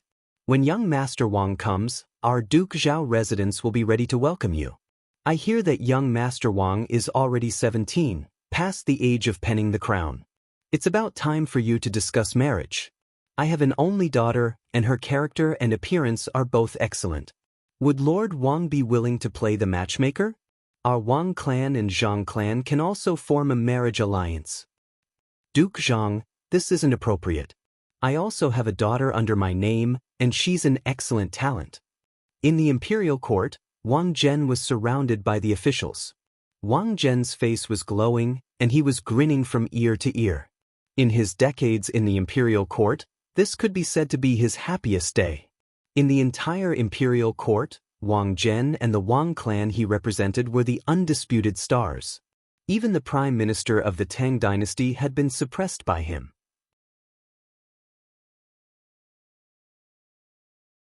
Chapter 637.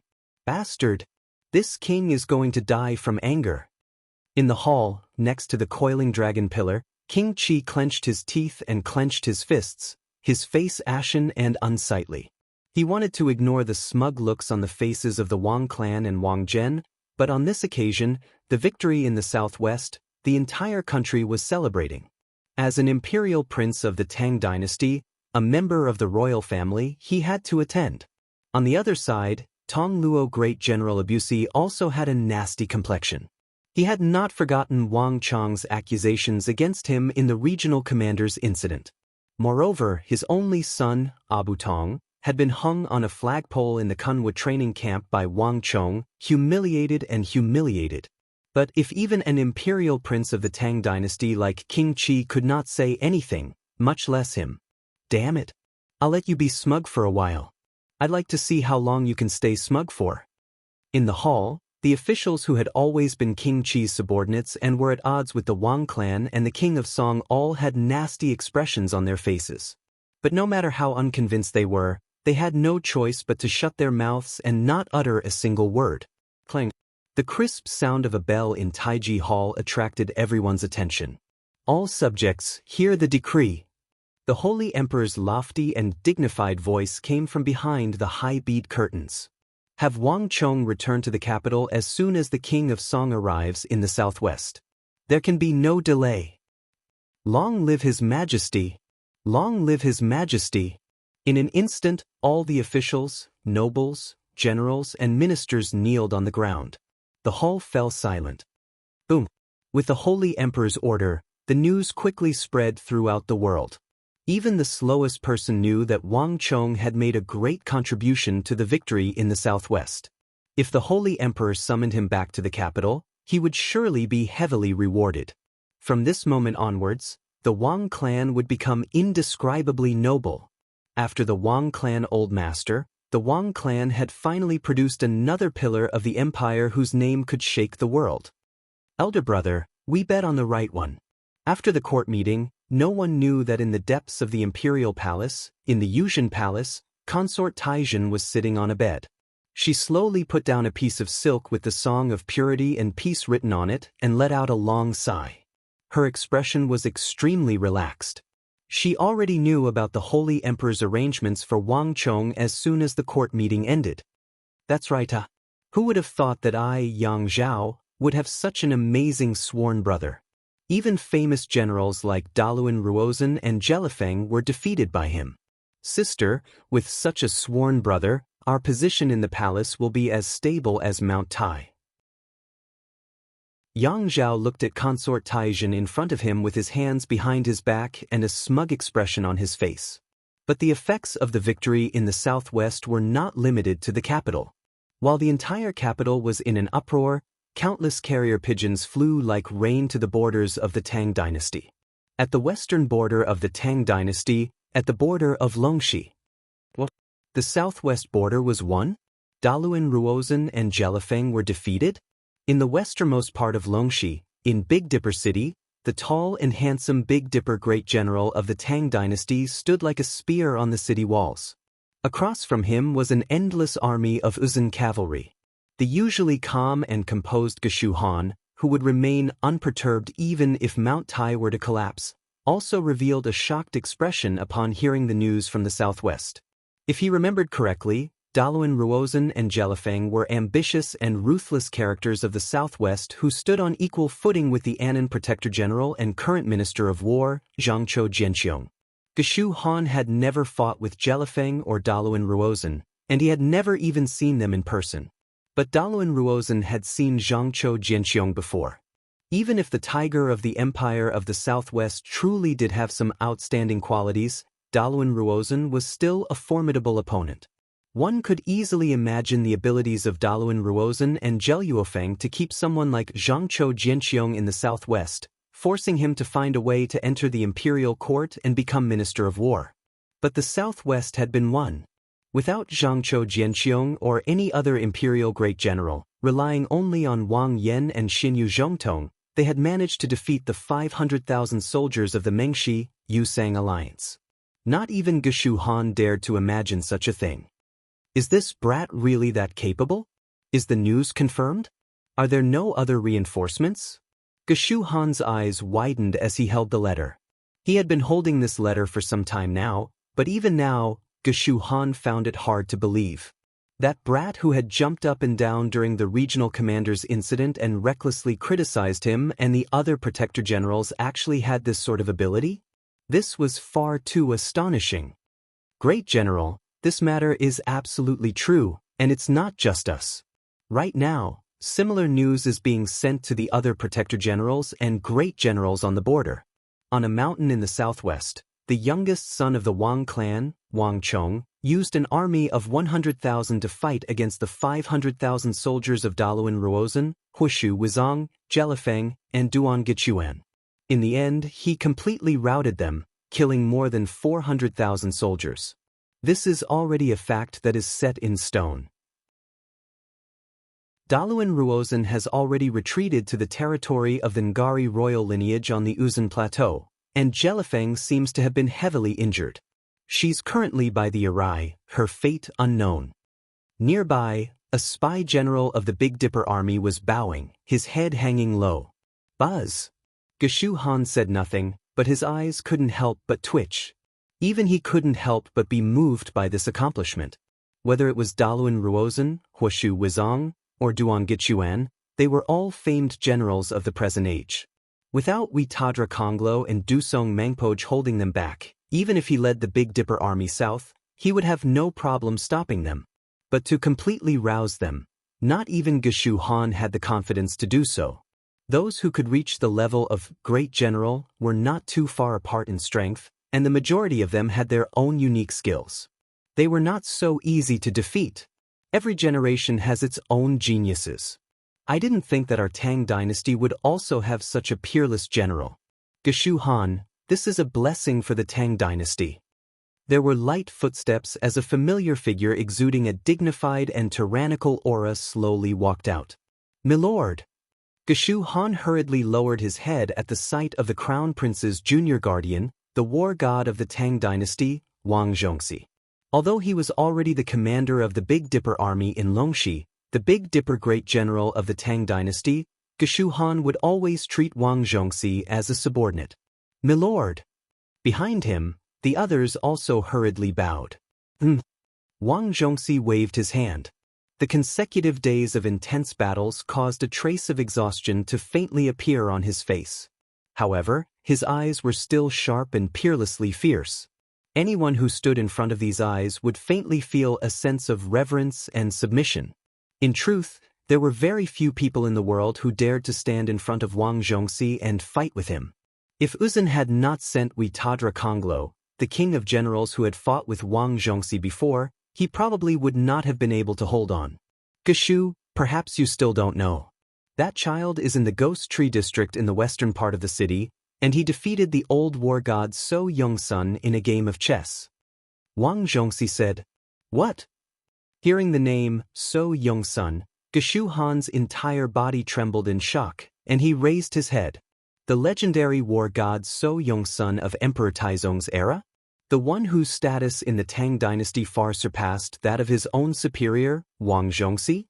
Wasn't he supposed to be dead? That boy from the Wang clan had actually defeated him in a game of chess? How was this possible? Geshu Han's shock was no trifling matter. In the entire Tang dynasty, it was publicly acknowledged that the strongest was not the crown prince's junior guardian, Wang Zhongxi, but the legendary war god So Young-sun. Everything about him was shrouded in mystery and legends.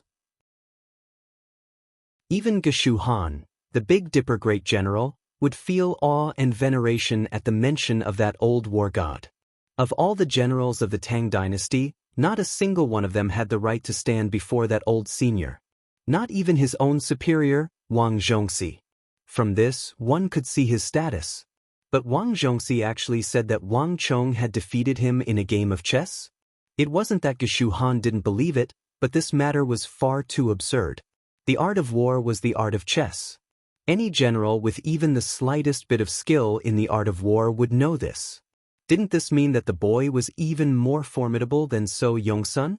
How was this possible? Geshu Han didn't believe it. I'm not sure about the specifics either. This matter has only been circulating within a small circle, but old senior Su didn't die. Moreover, that person from the Wang clan defeated him in the Ghost Tree district. This is something that I'm certain of. I also obtained similar information in the palace. Wang Zhongxi said. Geshu Han fell silent. He could choose not to believe the words of others, but he had no choice but to believe Wang Zhongxi's words. Rumble! Suddenly, the heavens shook and a massive rumble attracted everyone's attention. They're retreating. Uzun's soldiers are retreating. Someone on top of the city gate tower yelled. Geshu Han and Wang Zhongxi turned their heads and saw that across from Big Dipper City, on the high Uzun Plateau, a plume of dust was suddenly rising into the air. Amidst this cloud of dust were the dazzling banners of the White Lion. Countless Uzun cavalry carrying these banners suddenly began to retreat to the extreme west. The Big Dipper soldiers on the walls couldn't help but cheer. After fighting for so long and facing so many fierce attacks every day, in the end, Witadra Konglo and Dusong Mangpoj had finally retreated with their Uzun cavalry. Geshu Han and Wang Zhongxi looked at each other in dismay. Witadra Konglo and Dusong Mangpoj had retreated. This time, even without the letter from the imperial court, Geshu Han and Wang Zhongxi could be sure that victory had truly been won in the southwest. Without the strategic goal that they had relied on, the war in Longxi had become meaningless. The Tang dynasty had won. Bastard! A furious roar shook the entire Qixi Protectorate headquarters. How could a 17-year-old brat be so formidable? Investigate again. Investigate again. Investigate again for me. Unlike the other generals, when the news of Wang Chang's victory over Daluan Ruozhen and Jelifeng arrived, Qixi Protector General Fomenlinta felt like his lungs were about to explode. Qixi's position was special. It had always been connected to Qinghai and Gansu, between the eastern and western Turks and the Uzan. It was a crucial route between the interior of the Tang dynasty and the towns of Annan. Thus, no matter what kind of war it was, Fomenlinta would not easily leave. Chapter 638. In the Regional Commander's Incident, Wang Chang's petition to separate the Manchus from the Han showed that his intentions were reprehensible. He had ruined a great opportunity for the Hu of the Tang dynasty, and as a Hu Protector General, Fomenlinta had always taken this matter to heart. Thus, in his rage, he had submitted a petition to have Wang Chong executed. But Fomenlinta had never imagined that he would receive this sort of news. That ignorant and incompetent brat in Fomenlinta's eyes had actually defeated the combined army of Daluan Ruozhen and Jelifeng in the southwest, killing more than 400,000 soldiers and rendering a gargantuan service. If this continued, wouldn't that brat be impossible to deal with? The existence of such a person in the Tang dynasty imperial court was extremely disadvantageous to the Hu generals on the border. How could Fomenlinta be happy when he learned of this matter? Send scouts to the southwest. I have to know what's going on here. I don't believe that a brat still wet behind the ears could have this sort of ability. Fomenlinta's voice resounded over the entire protectorate headquarters. In the distant four garrisons of Anxi and the Biding Protectorate in the extreme north, Gao Xianji, and Sishun, this day was destined to be an unforgettable one for the commanders of the Tang dynasty on the border. While the eastern and western Turkic Khaganates, the kingdoms of the western regions, Karax Spazanu, the Abbasid Caliphate, Goguryeo, the Khitans, and the Shi were increasing their forces around the Tang dynasty's borders, the greatest opportunity and change had actually come from the southwest of the Tang dynasty, which was viewed as the most dangerous, and most likely to fall. Chongqing, it seems like we underestimated that brat from the Wang clan who just came out of prison. In the residence of the Annan Protectorate headquarters, a handsome man with a dignified face and an aura as vast as the mountains and seas sat on a rosewood armchair. He held an exquisite teacup in his left hand as he slowly put down the letter in his hand. 180,000 against 560,000, he can kill 400,000. To be able to defeat Jelifeng and Daluan Ruozhen like this, I really can't imagine how a 17-year-old boy could be so powerful. In front of Gao Xianji, a short, ugly man with a dark face and a hunchback was sitting on the ground without any grace. He was holding his chin with one hand and thinking silently. Even though his face was extremely ugly and disgusting, the hunchbacked dark-faced man's eyes were exceptionally bright, clear, and full of wisdom. In all of Anxi, only Feng Changqing could be so unrestrained in front of Gao Xianji, an imperial great general who controlled the four garrisons of Anxi and had resisted the Abbasid Caliphate and Karax Spazun. In the Regional Commander's Incident, a memorial to promote the Han, promote the Hu had infuriated Gao Xianji, but not even Gao Xianji, the famed commander of the western border, could have expected that such an urgent matter involving the southwest would ultimately be resolved by that ignorant and incompetent Han brat who tried to please the crowd with claptrap. Moreover, he had defeated Daluan Ruozhen and Jelifeng and killed more than 400,000 soldiers. Not even the commanding general of Anxi, Gao Xianji, could ignore such an illustrious achievement. And when he thought about the Regional Commander's Incident, Gao Xianji's view was completely different. No matter how he did it, there's no doubt about this matter. It seems like the Tang dynasty is about to gain another imperial great general. Gao Xianji said. These last words caused Feng Changqing's entire body to tremble, his mouth agape as he stared in shock at his commander. He only knew that the victory in the southwest was no small matter and that the imperial court was certain to reward Wang Chong, but he had never imagined that Gao Xianji would raise him to the level of imperial great general. Just how old was that child? From the founding of the Tang dynasty to the reigning holy emperor, there had never been a 17-year-old who had been made a great general. Even Gao Xianji had been made a great general in his 30s. To think that Gao Xianji would have such a high evaluation of him. It had to be known that the two of them had a grudge over the regional commander's incident. Feng Chongqing sat on the ground in a daze, momentarily speechless. In the Biding Protectorate, the nominal Vice Protector General was actually Protector General En Sishun. Upon receiving the news, he swiftly dispatched countless scouts to the southwest. Of all the border regions, the victory in the southwest had the greatest impact on Biding. This was because the Biding Protectorate had been simultaneously attacked by the eastern and western Turkic Khaganates. The combined forces of the two Turkic Khaganates numbered at least 500,000 to 600,000 soldiers, so one could easily imagine the pressure the Biding Protectorate was under. Every day, all the soldiers of the Biding Protectorate were prepared to throw themselves into battle at any moment. But when the news of the victory in the southwest arrived, the cavalry of the eastern and western Turkic Khaganates suddenly retreated like a receding tide. Even after chasing for nearly 1,000 li, they were nowhere to be seen. Impossible! How could someone simultaneously defeat Daluan Ruozhen and Jelifeng? This is something that not even Zhangqiu Jianqiong managed to accomplish in 10-some years. The doors of the massive hall were tightly shut, and En Sishun held the news in his hands in silence for a long time. For a very long time, he did not dare to believe that this was true. This news was too unexpected and sudden. That brat actually defeated Jelifeng and Daluan Ruozhen.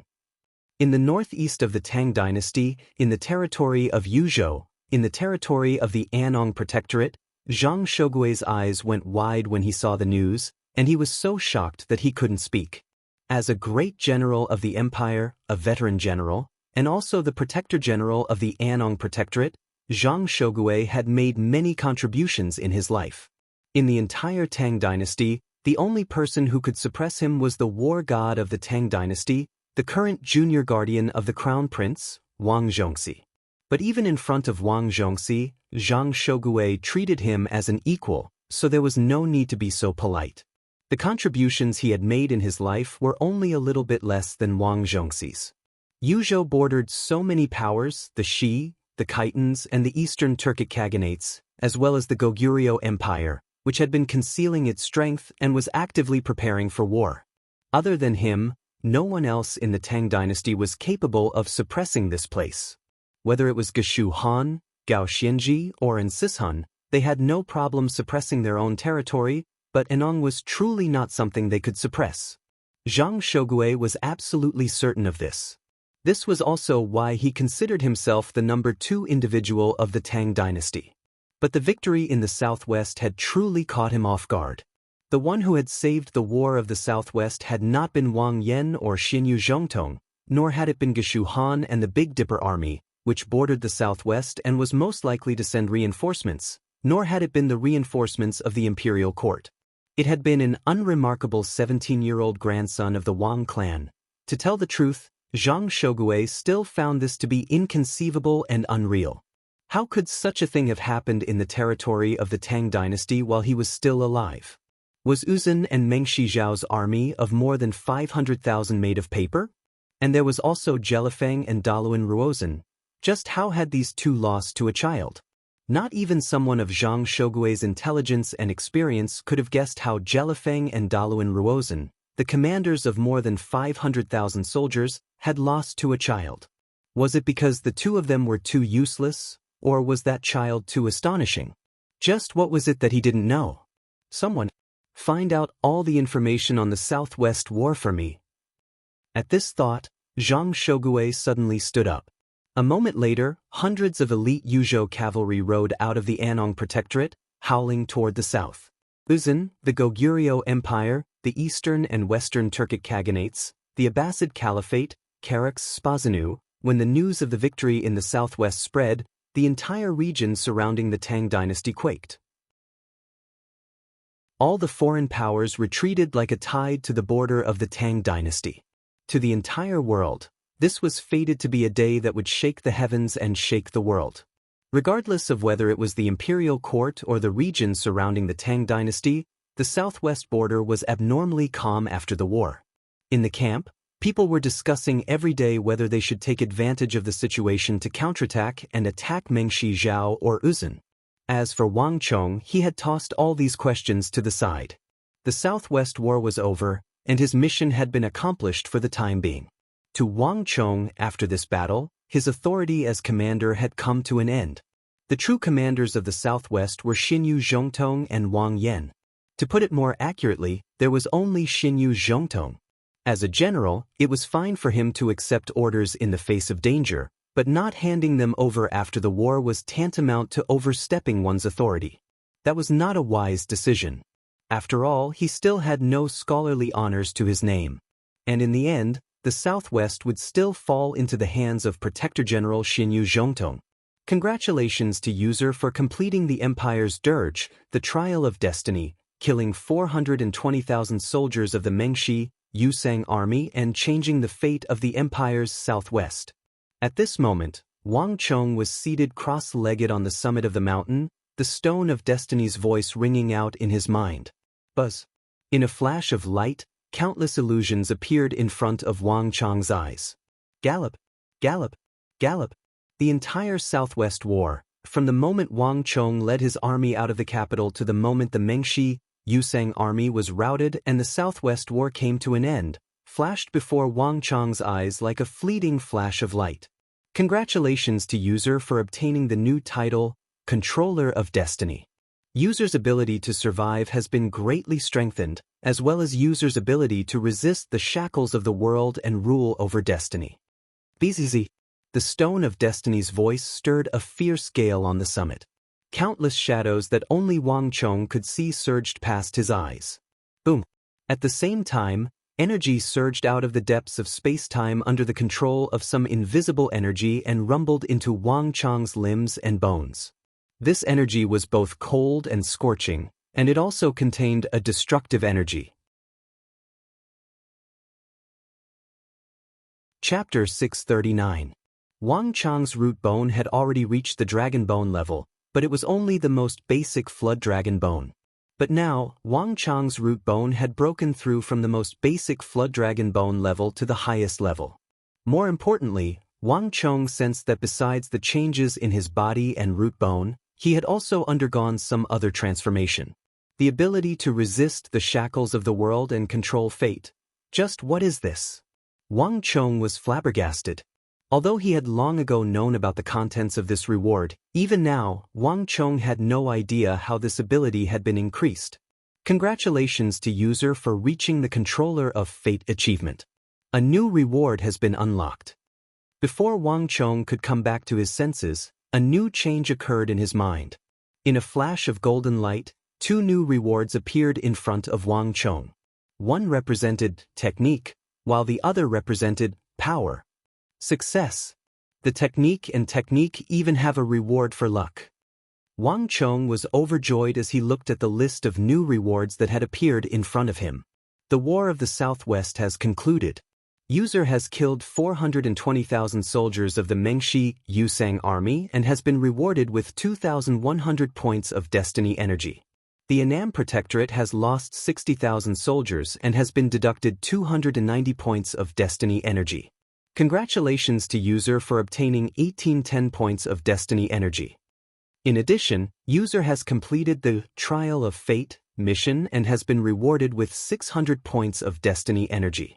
In total, User has obtained 2,410 points of destiny energy. BZZT. The voice in his mind caused Wang Chong's entire body to tremble, his entire being dumbfounded. 2410. Wang Chong's mouth was wide open, a look of disbelief on his face. In the War of the Southwest, he had been completely focused on defeating Mengshi Zhao and Uzun. He had never even thought about the problem of the Stone of Destiny's reward. Wang Chong had also not expected that he would receive such an enormous reward at the end of the war. How could this be? Wang Chong was in a daze, unable to come to his senses for a long time. But now that he thought about it, for every 10,000 Mengshi Yusang soldiers he killed in the War of the Southwest, he would receive 50 points of destiny energy. In this entire battle, he had killed a total of 420,000 Mengshi Yusang soldiers. Perhaps not even the Stone of Destiny had thought of this, which was why it had created such a shocking reward. From his rebirth until now, this could be said to be the most shocking reward he had received. But when he thought about the significance of the Southwestern War to the Tang dynasty, its influence on the Central Plains, and the risks he had taken, Wang Chong felt relieved. Unbelievable! Wang Chong muttered to himself. At that moment, he suddenly understood the meaning of the trial mission. There were huge risks, but at the same time, there were huge rewards. 2,410 points of destiny energy were probably enough for him to do many things. Clack, clack. Just as Wang Chong was deep in thought, he suddenly heard the sound of footsteps. With a jolt, Wang Chong opened his eyes and saw a messenger pigeon perched on the eagle's shoulder.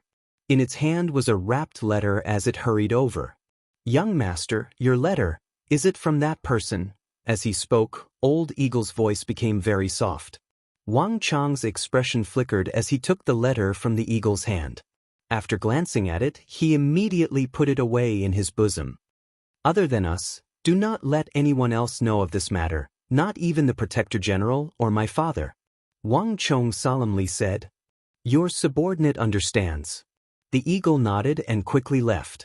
Once the eagle had left and there was no one around, Wang Chong finally unfolded the letter. The letter had been sent by Solitary Wolf, who had disappeared for a very long time. The entire letter only consisted of a few sentences. Solitary Wolf pays his respects. Your subordinate is doing well and hopes that young master will not worry. The mission has been completed and I await young master's summons at any time. At the bottom was a small line of words and the unique symbol of Solitary Wolf. After reading the letter, Wang Chong's fingers clenched, and with a slight shake, the letter in his palm was pulverized into powder. Standing up, Wang Chong walked down the mountain with widened strides. "Li Sai, come with me," Wang Chong called into the distance. "Yes, young master." The warhorse rumbled as Li Sai rode a Fergana horse and arrived at lightning speed. In the War of the Southwest, the 1,000 cavalry under Li Sai's command had made great contributions. Moreover, as the future invincible great general, Li Sai was loyal and devoted to the Tang dynasty. Now, Wang Chong regarded him as one of his trusted subordinates. "The eagle, tell father and uncle that I'm going out on patrol to calm the hearts of the people and also to take care of a few personal matters. If anything happens, inform me with a messenger pigeon and I will return at any time," Wang Chong said. "Your subordinate understands," the eagle replied from a distance, a sharp light flashing through his eyes. Without another word, Wang Chong led Li Sai and a few elite cavalry away. The Southwest was currently under heavy guard, with every citizen a soldier. Every day, many messenger pigeons and eagles would be sent out to investigate the border between Mengshi Zhao and Uzan, and many civilians would participate. If there was even the slightest disturbance on the Mengshi Yusang border, the Annam Protectorate would immediately know and respond. Everything had already been arranged, and the Annam Protectorate had its own system. There was no need for Wang Chong to worry about it. Setting out from the mountains and traveling southeast, Wang Chong saw many abandoned cities and villages. These places that used to be bustling with life were now empty. Although the War of the Southwest had only lasted for 2 months, it had dealt an unprecedented blow to the nearly 1 million people living in this region. Panic spread everywhere, and many people took their wives and children with them and moved their families. Fortunately, the war was over, and placards had been posted everywhere. Many people were slowly returning from the mountains. It won't be long before this place will be completely restored. Wang Chong rode the white-hoofed shadow to a stop on the street of the city and looked around. Hiya! 2 days later, Wang Chong stopped outside a small and remote city. "All of you stop here. Li Sai, follow me." Leaving behind a few guards, Wang Chong led Li Sai into this abandoned city. Black smoke curled up from the city, and the city walls showed signs of having been scorched by the flames of war. In many places, the walls had collapsed and were scorched black. In the War of the Southwest, Although the armies of Uzun and Mengshi Zhao had been held back by Wang Chong and the Annam Protectorate and had not been able to cause too much damage, this did not mean that the war had no effect on the people of the southwest. Whether it was the scattered Mengshi Yusang soldiers after the war or the sporadic battles in the early stages, they had all had a significant impact on the cities and villages of the southwest. A small group of Uzun cavalry should have been here. Li Sai followed behind Wang Chong, his gaze sweeping over the surrounding ruins.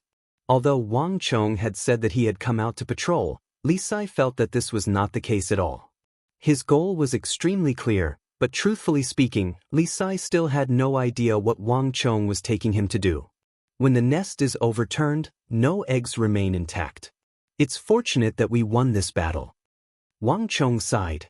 Only he knew what the outcome of this battle would have been like if he had not intervened. At that time, he would not have seen just 1 or 2 burned cities. We're here. As he spoke, Wang Chong suddenly stopped and walked into a dilapidated room. The room was dilapidated, the walls pitch black. All the tables, chairs, and tea tables had been kicked to pieces, and the shards of pots and pans were scattered everywhere. Against the wall, the only stove in the room had been completely smashed. Wait outside. I'll call you when I need you. Wang Chong said. Yes, young master. Li Sai nodded. After the War of the Southwest, Li Sai's attitude toward Wang Chong had changed from one of unwillingness to accept to one of heartfelt admiration. Right now, no matter what Wang Chong said, he would have no objections.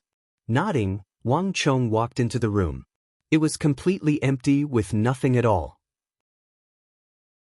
Wang Chong scanned the room and suddenly stamped 3 times on the ground. Is it young master? An almost inaudible voice came from underground. It's me. Solitary Wolf, open the door. Wang Chong said in a low voice. Kakla. A series of mechanical sounds came from underground. A few moments later, a piece of floorboard in front of Wang Chong moved aside, revealing a pitch-black cave. A flight of stairs seemed to extend into the cave. Wang Chong raised his robe and, without the slightest hesitation, began to descend the stairs. Clang. There was the sound of sparks in the darkness. Slowly, the light of a fire began to spread before Wang Chong's eyes, gradually growing brighter. Master? Solitary Wolf's hoarse voice, disheveled hair, and haggard appearance gave Wang Chong a fright. Even at this distance, Wang Chong could smell the thick stench of blood. Solitary Wolf, what's wrong? Alarmed, Wang Chong hurried forward to support Solitary Wolf. Cough, young master, be at ease. Those people want to kill me, but I'm quite lucky and won't die. Solitary Wolf raised his head and gave an ugly smile, his white teeth particularly conspicuous in the darkness. Don't force yourself. Wang Chong glanced at him and suddenly placed a finger on Solitary Wolf's Shanzhong acupuncture point. He then helped the weak Solitary Wolf sit on a chair and stuffed a white pill sealed in wax into his mouth. This is a healing pill. It'll help with your injuries. Solitary Wolf's body was riddled with sword and saber wounds, leaving Wang Chong horrified. Cough, thank you, young master. After swallowing the healing pill that Wang Chong had obtained from the palace, Solitary Wolf's complexion was clearly much better. His coughing wasn't as bad as before, and there was a faint trace of blood under his skin. How did you guys escape? Also, do you know the identities of those people who were chasing after you? Wang Chong asked. Lone Wolf smiled bitterly and recounted the process of his escape in detail. It turned out that Solitary Wolf had been hiding in Jianan City for a long time, and it wasn't easy for him to find an opportunity to escape. However, those mysterious black-clothed men had been searching for them. There were a few times when Solitary Wolf almost died under their swords. Fortunately, Zhang Wentuo woke up at that time, and the 2 of them managed to escape successfully. Those black-clothed men, did you not catch a single one alive? Wang Chong asked with a frown. No, those people were death warriors. Once they were defeated and captured, they would immediately bite the poison in their teeth and commit suicide. I've tried to pry out their poison-filled teeth, but those people either started biting their tongues, swinging their swords, or severed their meridians and died. I've been dealing with them for a long time, but I couldn't get anything out of them. Solitary Wolf smiled bitterly. Also, not long ago, young master won a great victory, and those black-clothed men retreated completely. Even if I wanted to catch them, I wouldn't have the chance. The Annam Protectorate's notice was plastered everywhere, and Solitary Wolf had clearly seen it. Chapter 640. Where is Governor Zhang? Bring him to me. I have something to ask him. Wang Chong said. Everything that had happened in the southwest could be traced back to the Battle of Dao Sword Pavilion, where Zhang Wentuo had raped and murdered Jelifeng's wife and daughter.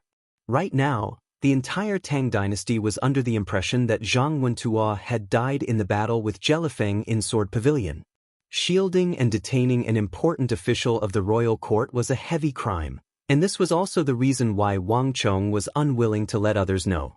Even his own father, Wang Chong, didn't want to let him know. Given his father's personality, there was a high chance that he would report this matter to the royal court. Given the crimes that Jelifeng had committed, if the royal court were to learn that he was still alive, he would surely be executed. Thus, no one could know that Zhang Wentuo was still alive.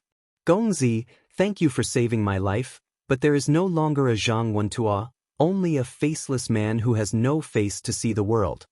Suddenly, a deep voice came from the cellar. In the light of the fire, a tall figure slowly approached. Even Wang Chong was given a fright upon seeing that person's face. Governor Zhang, what are you doing? Wang Chong stared at the figure before him.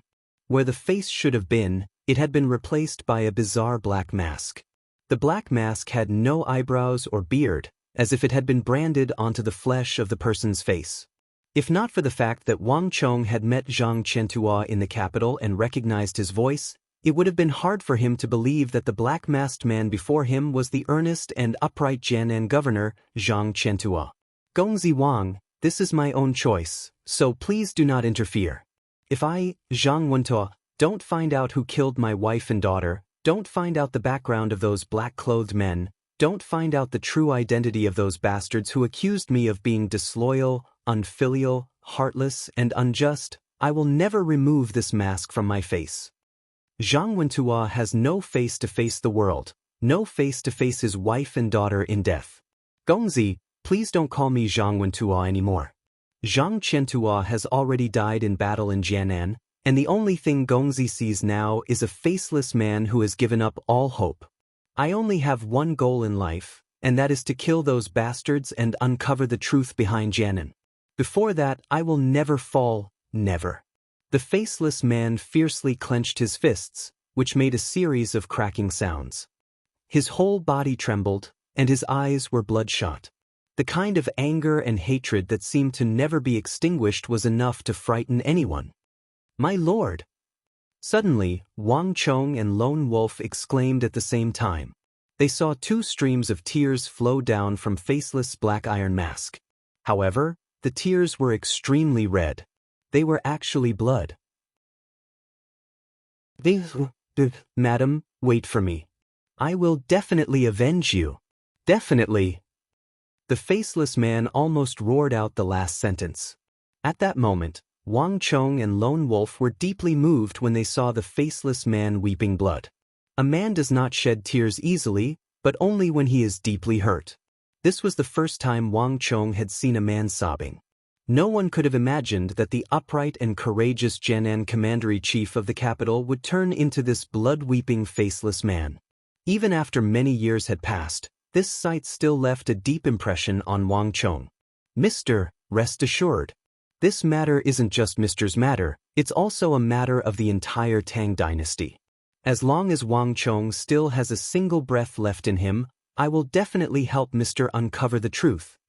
Wang Chong said solemnly. Zhang Wentuo was a loyal and upright official of the Tang dynasty. If not for Lone Wolf saving him in time, he would have already committed suicide by now.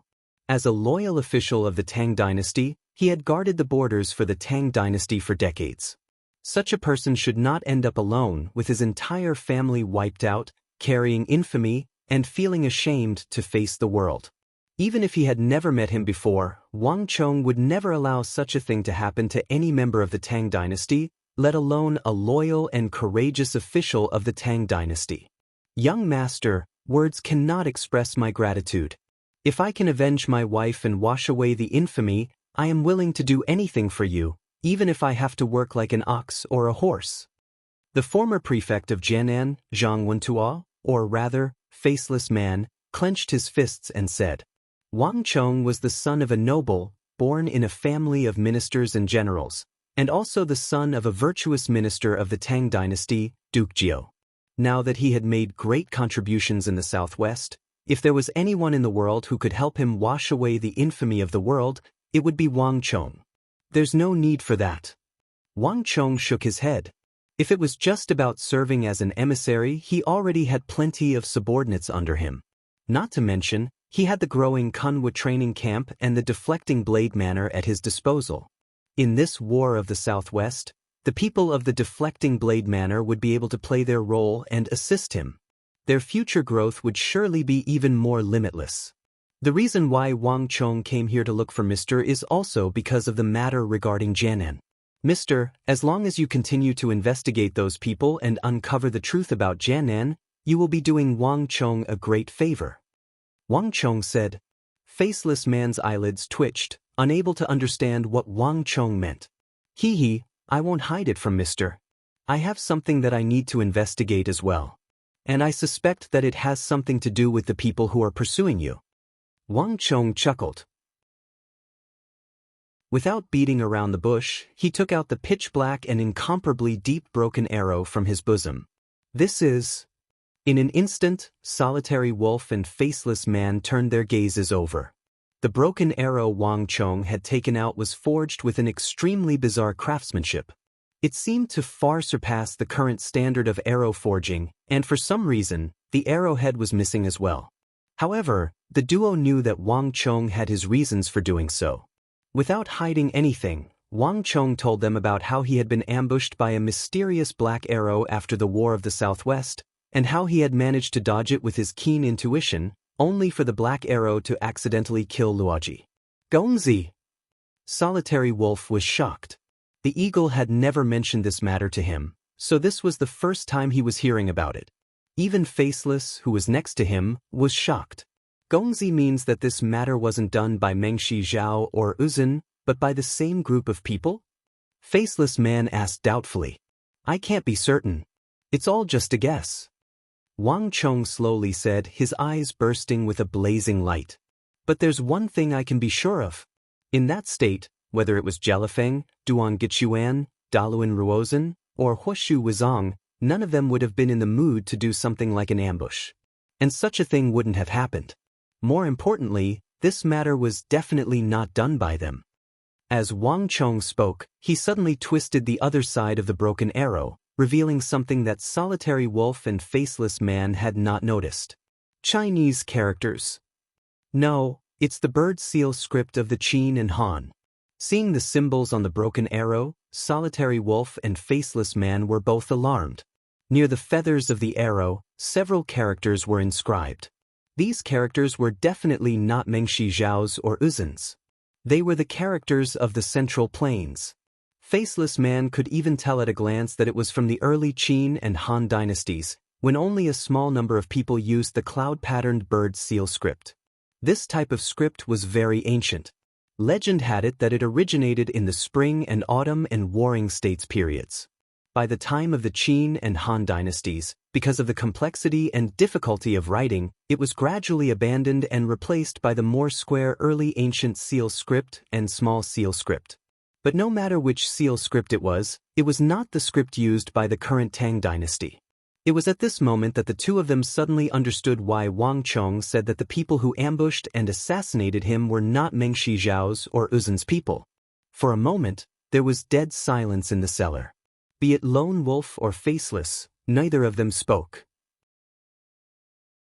The broken arrow was still the same broken arrow, dark and deep, but in the eyes of the two of them, they only felt that it was mysterious and had a fatal killing intent. It was completely different from before. But why? Faceless Man finally raised his head and looked at Wang Chong said. There were too many mysteries in this.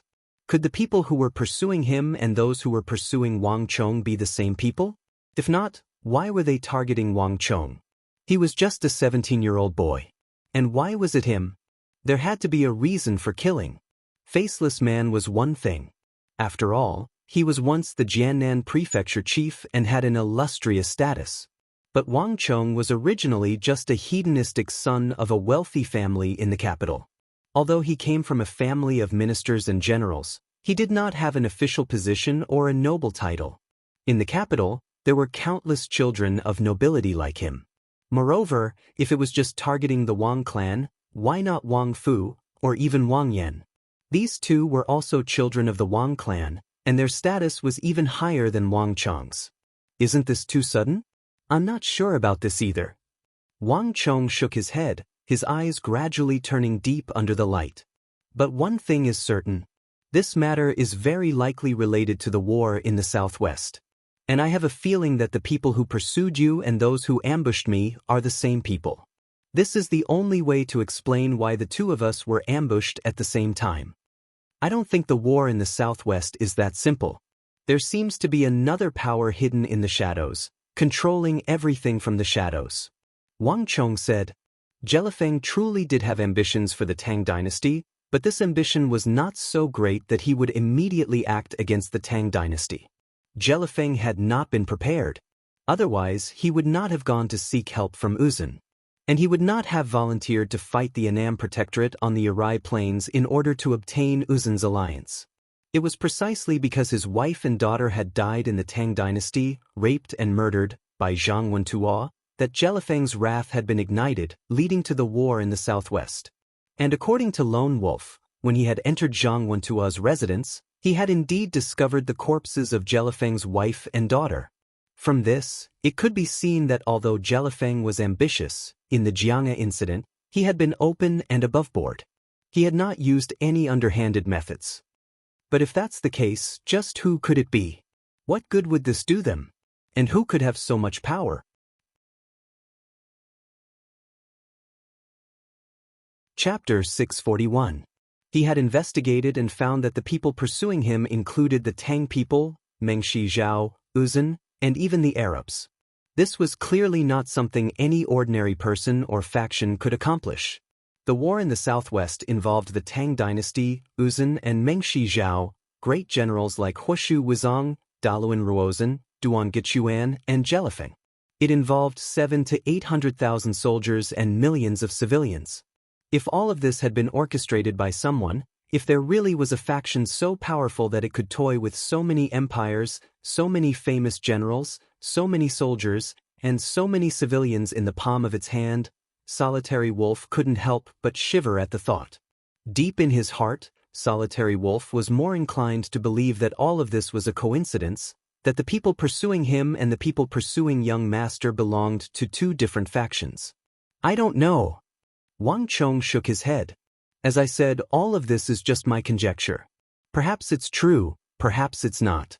But no matter what, there's one thing we can be sure of. Besides the Tang dynasty, Mengshi Zhao, and Uzun, there are other factions hidden in the undercurrents that we can't see. These people even dared to frame and kill a governor of the imperial court, and they even dared to assassinate me. They've already reached a certain level of boldness. The laws of the imperial court and the rules of the secular world can no longer bind them, nor are they of any use against them. So many people were present in the War of the Southwest, including all the generals of the Annam Protectorate, my father Wang Yan, and Protector General Xinyu Zhongtong. Even with so many people present, they still couldn't make them have any misgivings. From this, one can easily imagine just how bold they are. Wang Chong said with a solemn expression. Wang Chong was a person who had lived two lives, so he knew almost everything like the back of his hand. However, despite searching through his memories, Wang Chong was unable to find anything related to these people. At the very least, he didn't know anything about what happened to the Jiannan prefect, Zhang Qiantuo. Somehow, Wang Chong had a feeling that he had come into contact with something that he had never come into contact with in his previous life. Young master, if you have any misgivings, leave this matter to me. I am a person who has died once, and no one knows of my existence. No matter who they are or how powerful they are, I have nothing to fear. In this life, I only live for one thing, and that is to uncover their true colors, to avenge Bin, and Madam, and also to wash away my grievances. As long as I can achieve this goal, I don't care if I have to go through a mountain of blades or a sea of flames, or have my tongue pulled out or my nose cut off. I have nothing left to lose. The faceless man looked resentful, and when he said the last sentence, he laughed bitterly. So what if he was powerful? So what if his background was mysterious? So what if his methods were brilliant and vicious? He was already a lonely man with nothing to lose, so what was there to be afraid of? Wang Chong and Lone Wolf looked at each other in silence. Wang Chong could feel the deep pain, hatred, unwillingness, and resentment in the depths of the faceless man's heart. It had to be said that all of this was completely out of Wang Chong's expectations. The former Jianan prefect had become a faceless man who only lived for revenge and wore a black iron mask. No one would believe it if they were to say it out loud. But when he thought about what Zhang Qiantua had gone through, it wasn't that surprising. Perhaps, handing this matter over to him is the best arrangement. Wang Chong looked at the blood-red eyes of the faceless man and thought. Whether it was him or Lone Wolf, they were still living under the sun. On the surface, there were still taboos and inconveniences. Although Lone Wolf was a little better than him, as long as he did anything, once it was exposed, he and the Wang clan would be implicated. On the contrary, the faceless man's traces of his existence had been completely erased. And in this cellar, no one had greater determination and boldness than him to investigate this matter. These thoughts flashed through his mind, and Wang Chong quickly made a decision. Mister, I'll leave this black arrow to you. If you want to track down clues, start with this black arrow. As Wang Chong spoke, he suddenly handed over the broken black arrow in his hand. I can't promise you too much, but I can promise you one thing. You won't be alone in tracking down the Sword Pavilion. From now on, as long as you need anything, I can provide it to you. Martial arts manuals, medicinal pills, manpower, the army, connections in the court and the army. I will do my best to provide you with everything you need. In this matter, the Wang clan and I will be your greatest backer and pillar of support. So no matter what you want to do it without worry. Wang Chong sternly said. Young master. Hearing this, the faceless man trembled all over, and his eyes revealed a look of excitement. The faceless man had personally experienced just how powerful and unbridled these people were. They didn't even care about the stately governor of the court. The fact that Wang Chong was willing to involve himself in this matter was already the greatest support he could receive. And in truth, given Wang Chong's background, the Wang clan's influence in the court, and Wang Chong's enormous contributions in the southwest, if he had Wang Chong and the Wang clan's support, this would be the greatest support he could receive in the Tang dynasty. This was definitely much better than him fighting alone. And his hopes would be much greater. Many thanks, young master. The faceless man's eyes were bloodshot. He suddenly bent his knees and fell heavily to his knees in front of Wang Chong. Young master's promise is worth 1,000 caddies, and this faceless man has no way to repay it.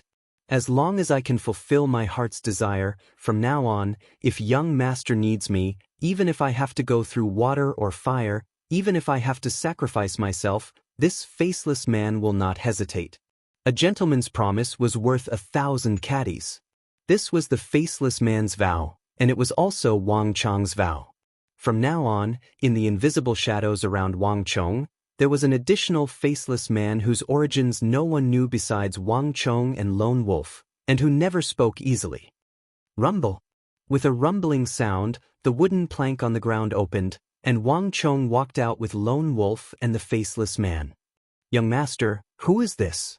Outside, Li Sai frowned slightly when he saw the faceless man covered in a black iron mask, a hint of surprise in his eyes. Faceless man. Wang Chong said indifferently, let's go. Don't worry about it so much. Let's go back. Hiya. With a shout, Wang Chong returned to the base with Li Sai, Lone Wolf, and a group of cavalry. Only the faceless man disappeared along the way. No one knew where he went. and no one cared about him. If even Wang Chong didn't ask, the others naturally wouldn't say much. The troops led by the King of Song arrived half a month later. More than 70,000 men and horses brought with them a large amount of provisions and ordnance. It was a majestic sight to behold. "Ah, where's Wang Chong? Where's Wang Chong? Quick, let this king take a look." In the distance, amidst the billowing dust, before anyone could even appear, they could hear the King of Song's hearty laughter. Even though more than half a month had passed since the war, the King of Song was still in a state of extreme excitement and joy. "Your Highness, the King of Song, there are so many people in the southwest, as well as me and Brother Gingji. Are we not worthy of your Highness's attention?"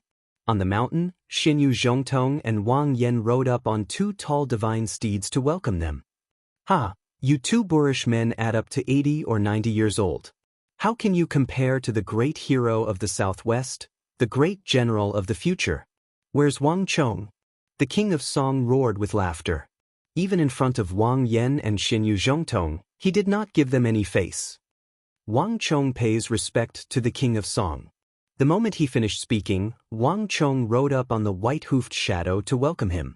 This was not the first time they had met the King of Song. The Song and Wang clans had always been friends for generations. When acquaintances met, they would naturally feel cordial. However, the King of Song's enthusiasm was truly unexpected. "Ha, you don't know how many people in the imperial court became red-eyed with jealousy when they found out that this king was coming first. Ha, let this king see the great hero of the Southwest." As the King of Song spoke, he spread open his arms and gave Wang Chong a big, passionate hug.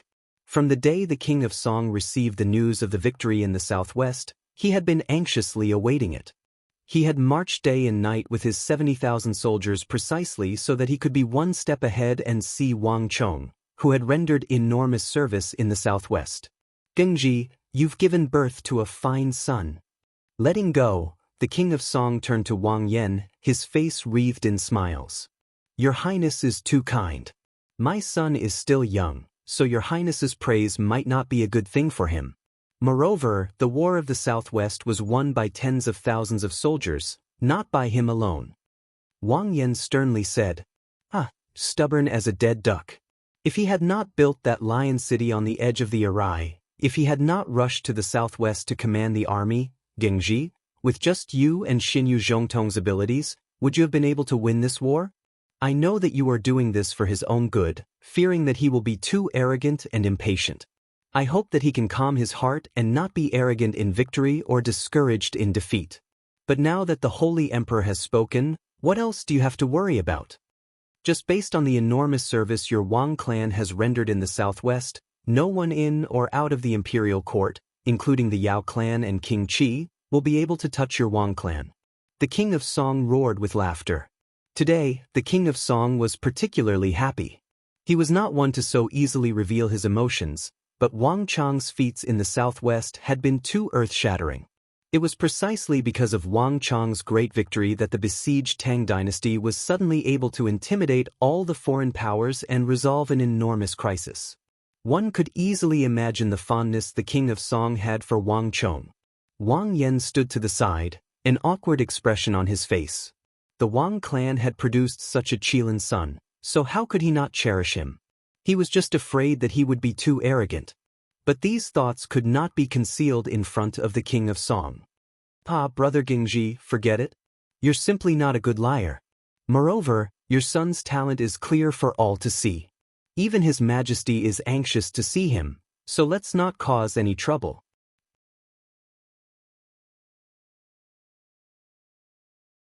Chapter 642. A joyous occasion refreshed one's spirits, and the group welcomed King Song into the tent on the summit. "Wang Chong, after you enter the capital, you must be careful." Inside the tent, the King of Song, Wang Yan, Xinyu Zhongtong, Wang Chong, Wang Fu, and Sun Luyue sat cross-legged across from each other. The King of Song's smile faded, and his expression gradually turned solemn. "You've rendered an enormous service this time." King Qi's side is about to explode from anger. Although he can't easily make a move against you, he definitely won't give up so easily. I've heard some news in the capital that he'll probably join forces with the Chamberlain of Dependencies to make a fuss about etiquette. You've rendered an enormous service this time, so the Holy Emperor will definitely reward you. However, if there's a problem with the etiquette when you're presenting your reward, the imperial censors will use it against you and use it against you. Those imperial censors, from the prime minister to the imperial concubines in the palace, will even dare to impeach you. Although there are many people in the court who like you, there are also many who want to see you make a fool of yourself and make a fuss about you. You're still young. If you leave others with the impression that you're too young and frivolous, it will greatly affect your future career. It's even possible that your reward will be revoked. You absolutely must not be careless. The King of Song spoke earnestly. The situation in the court was treacherous and treacherous. It was different from the flashes of swords and blades on the battlefield. If one was not careful, they could be consigned to eternal damnation. No matter how great a service one rendered, it would be useless. Back then, the King of Song, a member of the imperial family and an imperial prince of the Tang dynasty, had been thrown into prison, let alone others. Wang Chong was still young. Moreover, he represented the greatest hope of the King of Song and the younger generation of the two clans. As an elder, the King of Song didn't want to see Wang Chong being plotted against over such a small matter. This was also the reason why he had come looking for him before Wang Chong returned to the capital. I've already had Grand Scholar Lu find an old servant from the Chamberlain of Dependencies. He's learned and knows a lot. After you return to the capital, you can look for him to study, so as to avoid any problems. Thank you, the King of Song. Wang Chong bowed respectfully. Having lived 2 lives, Wang Chong actually knew much more than the King of Song. He also did not think that the Chamberlain of Dependencies could really plot against him. However, the King of Song's sincere concern for him still moved him greatly. Ah, there's nothing else. Oh, that's right, Wang Chong. This time, the Emperor has instructed me to stabilize the situation in the southwest.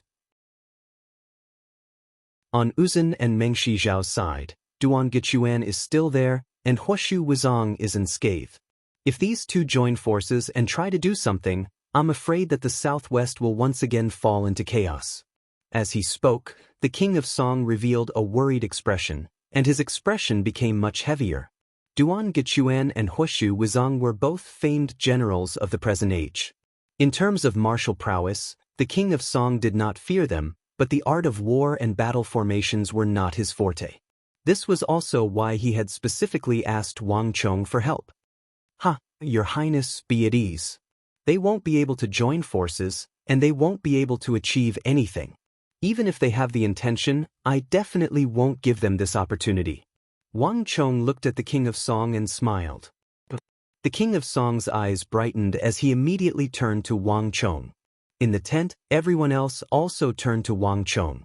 There were many things waiting to be done on the southwest border, and Uzun and Mengshi Zhao would always be a threat. If Wang Chong could resolve this problem, he would be able to resolve everyone's worries. This would be yet another merit. Chong, are you serious? Wang Yan also spoke with a serious expression. It naturally wouldn't have been possible in the past, but now that we have the King of Song's 70,000 soldiers, everything is completely different. Wang Chong smiled and nodded, a confident look on his face. The greatest threat to Uzun and Mengshi Zhao is not their soldiers, but their alliance. In the past, I really might not have been able to do anything. But now, Jelifeng is heavily injured and unconscious. Mengshi Zhao has no one to oversee the situation, and the court is in chaos. This is the best time for us to exert pressure on them. The King of Song's 70,000 soldiers and the Annam Protectorate's 40,000 are a total of 110,000 soldiers. The Mengshi Yusang army was still unable to do anything to us when it had 500,000 soldiers, and now that their strength has been greatly reduced, less than a quarter of their original strength, they are even less of a match for us. As long as we place these 110,000 soldiers on the shores of the Arai, where the Tang dynasty and Mengshi Zhao meet, what choice does your Highness think that Mengshi Zhao will make in the face of internal and external troubles? Ceding land and paying reparations and submitting to the Tang dynasty will be their only choice. Wang Chong confidently said.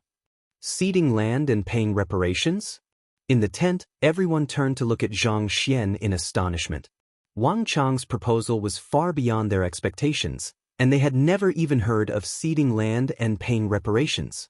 Wang Chong chuckled, not at all surprised by their reactions.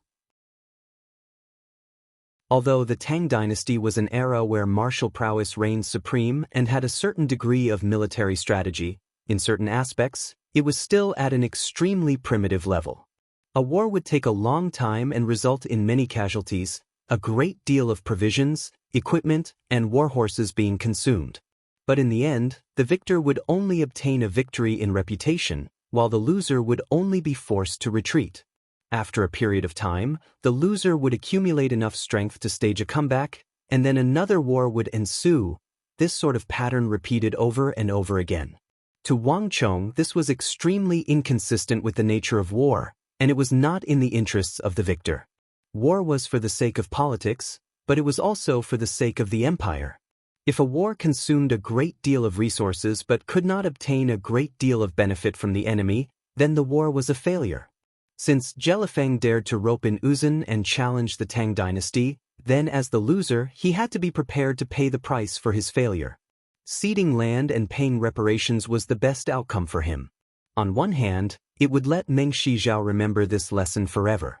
On the other hand, the Tang dynasty would also be able to make up for the huge losses it had incurred and even obtain benefits that far exceeded what it had paid. But what if Daluan Ruozhen leads the Uzun cavalry and appears at this time? We're no match for them on the plains. Not far away, Sun Luiyue, who had been silent all this while, suddenly spoke up. Uncle Sun, you're worrying too much. Even if Huoshu Wuzong and Daluan Ruozhen lead more than 10,000 cavalry and charge down from the plateau, I'm confident that I can stop them. Moreover, the current Uzun cavalry is no longer the cavalry of the past. If Daluan Ruozhen attacks now, he'll be courting death. Wang Chong smiled slowly. The plague was spreading on the Uzun plateau, and there were no cows or sheep that could be eaten. Moreover, the people of Uzun had been eating Meng Shizhao rice for a few days and were all unaccustomed to the climate. They were suffering from severe diarrhea. In a situation where their bodies were weak and their combat ability was greatly reduced, if Daluan Ruozhen still dared to attack the Tang dynasty, then he would truly be an idiot. In fact, Wang Chong could not wait for him to attack the Tang dynasty at this time. Haha. Hearing Wang Chong's words, everyone in the tent burst into laughter. In this decisive battle, Daluan Ruozhen and Huoshu Wuzong had been wiped out by Wang Chong's Li Sai, forcing them to use Meng Shizhao's rations. As a result, the majority of the soldiers suffered from indigestion, vomiting, diarrhea, and diarrhea. This was a fact that everyone knew. In this campaign, in terms of strategy, Daluan Ruozhen had completely lost to Wang Chong. Daluan Ruozhen probably doesn't have the guts to appear before young Master Chong. Xinyu Zhongtong smiled as he stroked his beard. Everyone in the tent also smiled. As a famed general of the Southwest, Daluan Ruozhen had used all his methods, but he had still lost to Wang Chong. This had also thoroughly cemented Wang Chong's reputation. It was not at all excessive to say that Wang Chong was now the #1 general of the Southwest. In addition, the reason why the Uzun army dared to invade the east and enter the interior of the Tang dynasty was because they relied on Meng Shizhao's army. Without Meng Shizhao acting as a spy for them, they would never have dared to invade the east. Thus, as long as we can pressure Meng Shizhao and force them to submit, we can break the alliance between Meng Shizhao and Yusang. As long as the alliance is broken, no matter how bold Daluan Ruozhen is, he won't dare to recklessly invade the southwest. As he spoke, Wang Chong's eyes shone with a penetrating light. The eyes of everyone in the tent grew brighter and brighter. Even Wang Chong's father, Wang Yan, couldn't help but nod his head. Ah, good. Wang Yan, you truly did have a good son. Let's do it this way. Speed is of the essence in war. Today, I will arrange for 70,000 soldiers to be stationed at the Arai. Let's see if Meng Shizhao will submit or not. The king of Song roared with laughter, slapping the table in praise. When he had first arrived, he had been worried about how to pacify the southwest, but after hearing Wang Chong's words, the king of Song felt his entire body relax. This originally arduous mission had become incomparably easy under Wang Chang's explanation. Rumble. With a single order from the king of Song, the 70,000 soldiers and the 40,000 Annam Protectorate soldiers began to march toward the Arai in the south like a massive war machine. Meng Shizhao's reaction was even faster than expected. Jelifeng was unconscious, and when the 110,000 Tang dynasty soldiers appeared on the shores of the Arai, Meng Shizhao swiftly submitted. The War of the Southwest had consumed several decades of Meng Shizhao's savings, and Meng Shizhao no longer had the strength to fight. Not even Duan Gechuan could reverse the situation. As for ceding territory and paying reparations, that was another matter altogether. By this time, Wang Chong had already begun his journey back to the capital. Wang Chong, the capital is up ahead. On the official road, Bai Siling rode a white horse and stood next to Wang Chong with Zhao Yadong on his left and right. Next to them were Su Hanshan, Fang Xianying, and the other students of the Kunwa training camp. After more than half a month, they had finally arrived at the capital from the southwest. Ah, look! The entire capital knows that we're coming back. Lanterns and streamers are hanging everywhere. Not too far away, Sun Jiming, dressed in his military uniform, suddenly raised a finger and pointed at the distant city gates excitedly. Everyone followed Sun Jiming's finger and saw that the gates of the capital were decorated with red lanterns, a rare sight even during the day. Through the gate, red light could be seen seeping out of the city. One could easily imagine how many lanterns there were in the city for them to emit such intense red light. The young master made such a great contribution in the south. Now that he's returning in triumph, half the capital has probably learned of his return. It's only right that he's been decorated with lanterns and streamers to celebrate.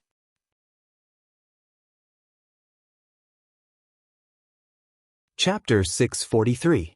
Young Master Wang Chong has returned. As he spoke, a shrill and resounding voice came from the distance. A sharp-eyed figure on the city gate saw Wang Chong's group and immediately called out. Boo! The quiet capital was instantly thrown into an uproar by this shrill voice. Young Master Chong has returned. Hurry and set off the firecrackers. Everyone, hurry and go to the city gate.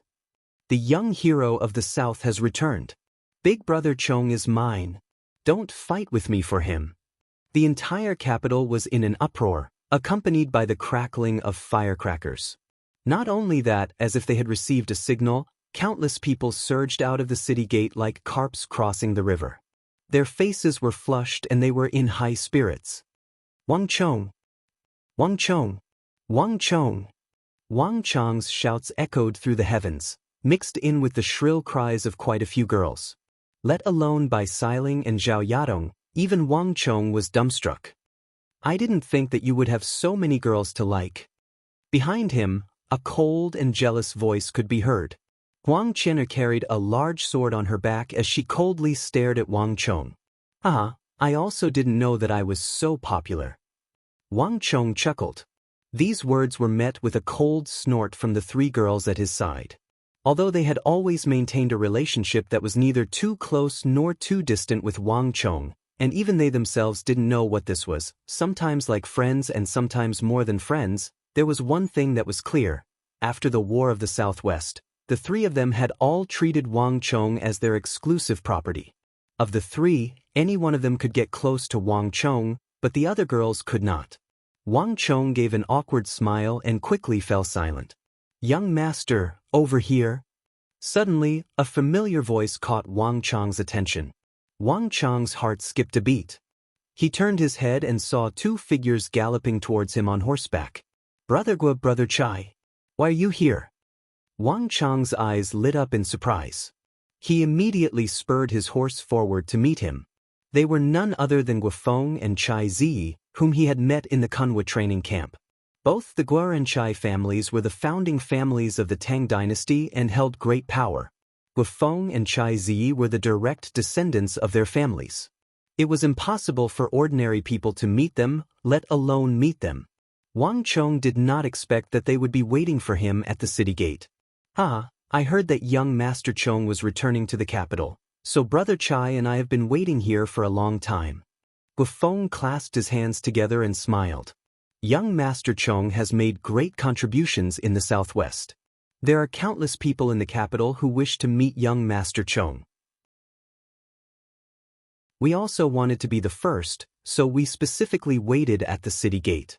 Chai Zi also faintly smiled. Dear brothers, you're too polite. Wang Chong clasped his hands in return, believing that the two were just being polite. But Wang Chong quickly realized that this was not the case. Young Master Wang. Look, young Master Wang is here. Suddenly, a loud shout came from the city gate. By the time Wang Chong turned his head, he saw a large crowd surging out. The Zhang clan, the Lu clan, the Huang clan, and the Cheng clan had all come out. But before Wang Chong could react, another wave of shouts could be heard. Young Master Chong has returned. Young Master Chong has returned. Behind the Cheng, Huang, Lu, and Zhang clans, countless members of the capital's great clans also came out. Most of these people were unfamiliar to Wang Chong, but when he saw the emblems of their clans on their clothes, Wang Chong immediately recognized them. These were the great clans that had provided guards to him in exchange for Wuzi steel weapons before the Southwest War. The victory in the Southwest had apparently involved these great clans, all of them rushing over to welcome him. Young Master Chong, our patriarch invites you. He hopes that young Master Chong can pay a visit to our residence. Young Master Chong, this is a small token of our clan's appreciation. We hope that young Master will accept it. We know that young Master must be tired and in need of rest. This is an invitation from our patriarch. When young Master is free, please come to our residence for a chat. Our patriarch will be sure to welcome you. Young Master Chong, we are from the capital's Wei clan. Does young Master require any guards? We have brought 10 some people with us this time. If young Master likes them, please accept them. Young Master has made great contributions to the Tang dynasty, so this is a token of our patriarch's appreciation. And us. The patriarchs, young masters, and stewards of countless great clans began to gather around, some offering gold and silver, some offering powerful guards. Some great clans even brought their adult daughters, hoping to marry them to Wang Chong and form a good relationship with the Wang clan. Even though Wang Chong had experienced the war in the northwest and defeated opponents like Daluan Ruozhen and Huoshu Wuzong, he had developed an incomparably powerful heart. But when he saw those beautiful and alluring young ladies of the great clans raise the curtains and disembark from their carriages, he couldn't help but blush. Behind Wang Chong, Bai Siling, Huang Chen, and Zhao Yadong all had frosty expressions, their eyes spitting fire as they viciously glared at the clan patriarchs who had brought their young ladies. Rumble! Just when the crowd was at its most boisterous, the earth suddenly rumbled and the sky shook. 2 groups of fully armored cavalrymen suddenly rushed out of the city gate. Behind the cavalrymen were many guards. Finally, they escorted a few majestic and luxurious bronze carriages out of the city. Although nothing could be seen, there was an enormous aura accompanied by a mountain-like pressure that was like a tidal wave bursting out from the carriage, boundless and boundless. Everyone who sensed this aura felt their hearts tremble. Like mice encountering a cat, they all subconsciously retreated. The Bureau of Military Personnel. Seeing the leading carriage, especially the emblem on the carriage and that fluttering banner, even the clan patriarchs paled at the mere mention of it and began to retreat to the sides. In the entire capital, there was only one person in the entire Tang dynasty who dared to wear such a carriage emblem and such a banner. That person's identity and status was not something that the patriarchs, elders, and direct descendants of the aristocratic families could afford to offend. Boom! With a massive boom, the 2 groups of powerful Tang dynasty cavalry spread apart, flanking Wang Chong and his companions. Who goes there? Next to Wang Chong, Bai Siling and Zhao Yadong paled at this sight and immediately urged their horses forward. Wait a moment. Wang Chong spread out his hands to stop them. The new emblem on this carriage had only appeared in the capital recently, so not many people knew about it. But Wang Chong had seen it in the southwest. Bang! As he was thinking, the carriage door opened and a pair of dazzling boots, suffused with the aura of authority, stepped out. Dressed in the crimson robe of a first-rank official and wearing a jade python belt, the moment Zhangqiu Jianqiong's majestic figure appeared, everyone present couldn't help but lower their heads. The fierce tiger of the empire. Even if one cast aside the important status of Minister of War, this person before them still possessed the status of an influential imperial great general. In the War of the Southwest, Zhangqiu Jianqiong's Annam Protectorate had lost more than 100,000 soldiers, and the Southwest was in grave danger. Everyone in the capital knew that the moment the Southwest was lost would be the moment this new Minister of War would step down from his high horse. This was because if he had not left the Southwest on his own accord for the sake of fame and given Mengshi, Yusang an opportunity, the Southwest would never have ended up like this. Moreover, the new Protector General of the Southwest, Xinyu Zhongtong, had been recommended by him. But no one had expected that Wang Chang's intervention in the Southwest would not only prevent the Tang from losing a single inch of territory, but even turn defeat into victory, beheading more than 400,000 Mengshi, Yusang soldiers and achieving a major victory in the Southwest. Xinyu Zhongtong and the 180,000 soldiers of the Annam Protectorate were not only free of blame, they had even rendered meritorious service. Zhangqiu Jianqiong had also been praised by the Holy Emperor for his ability to manage the army and his ability to judge people. His position as Minister of War was now as stable as a boulder. No one had expected this. From the sight of Zhangqiu Jianqiong walking down from the carriage, his face glowing, one could tell that he was in the height of his success. Young Master Chong. Zhangqiu Jianqiong walked down from the carriage and scanned the crowd. Before Wang Chong could walk over, he stepped forward and gave Wang Chong an extremely solemn and respectful bow. Zhangqiu has been waiting for a long time. Please accept my bow. Seeing Zhangqiu Jianqiong bow to Wang Chong, the crowd fell into an uproar. No one had expected that Zhangqiu Jianqiong, the Minister of War, would bow to Wang Chong in front of so many people. Even Bai Xiling and Zhao Yadong paled. They hurriedly dismounted and retreated to the sides of the road. Zhangqiu Jianqiong was the Minister of War, a fierce tiger of the empire, one of the few great generals of the Tang dynasty, and a first-rank official of the imperial court. No matter how he was related to the rebellion of the Southwest, his status was unquestionable. In terms of rank, Zhangqiu Jianqiong was not one bit inferior to Mengshi, Yusang great generals like Daluan Ruozhen, Huashu Wuzong, or Duan Gichuan. Moreover, he was now the Minister of War, a true titan of the Tang dynasty. He was not someone that any of the great clans present could provoke. Bai Xiling and Zhao Yadong came from extremely ancient clans, but they still did not dare to act impudently in front of Zhangqiu Jianqiong. On this occasion, Zhangqiu Jianqiong had clearly come for Wang Chong. This bow of his was not something that anyone else could accept. Lord Minister is too polite. Wang Chong cannot accept this.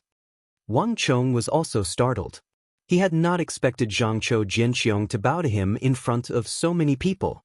He hurriedly reached out to support Zhangqiu Jianqiong's arm.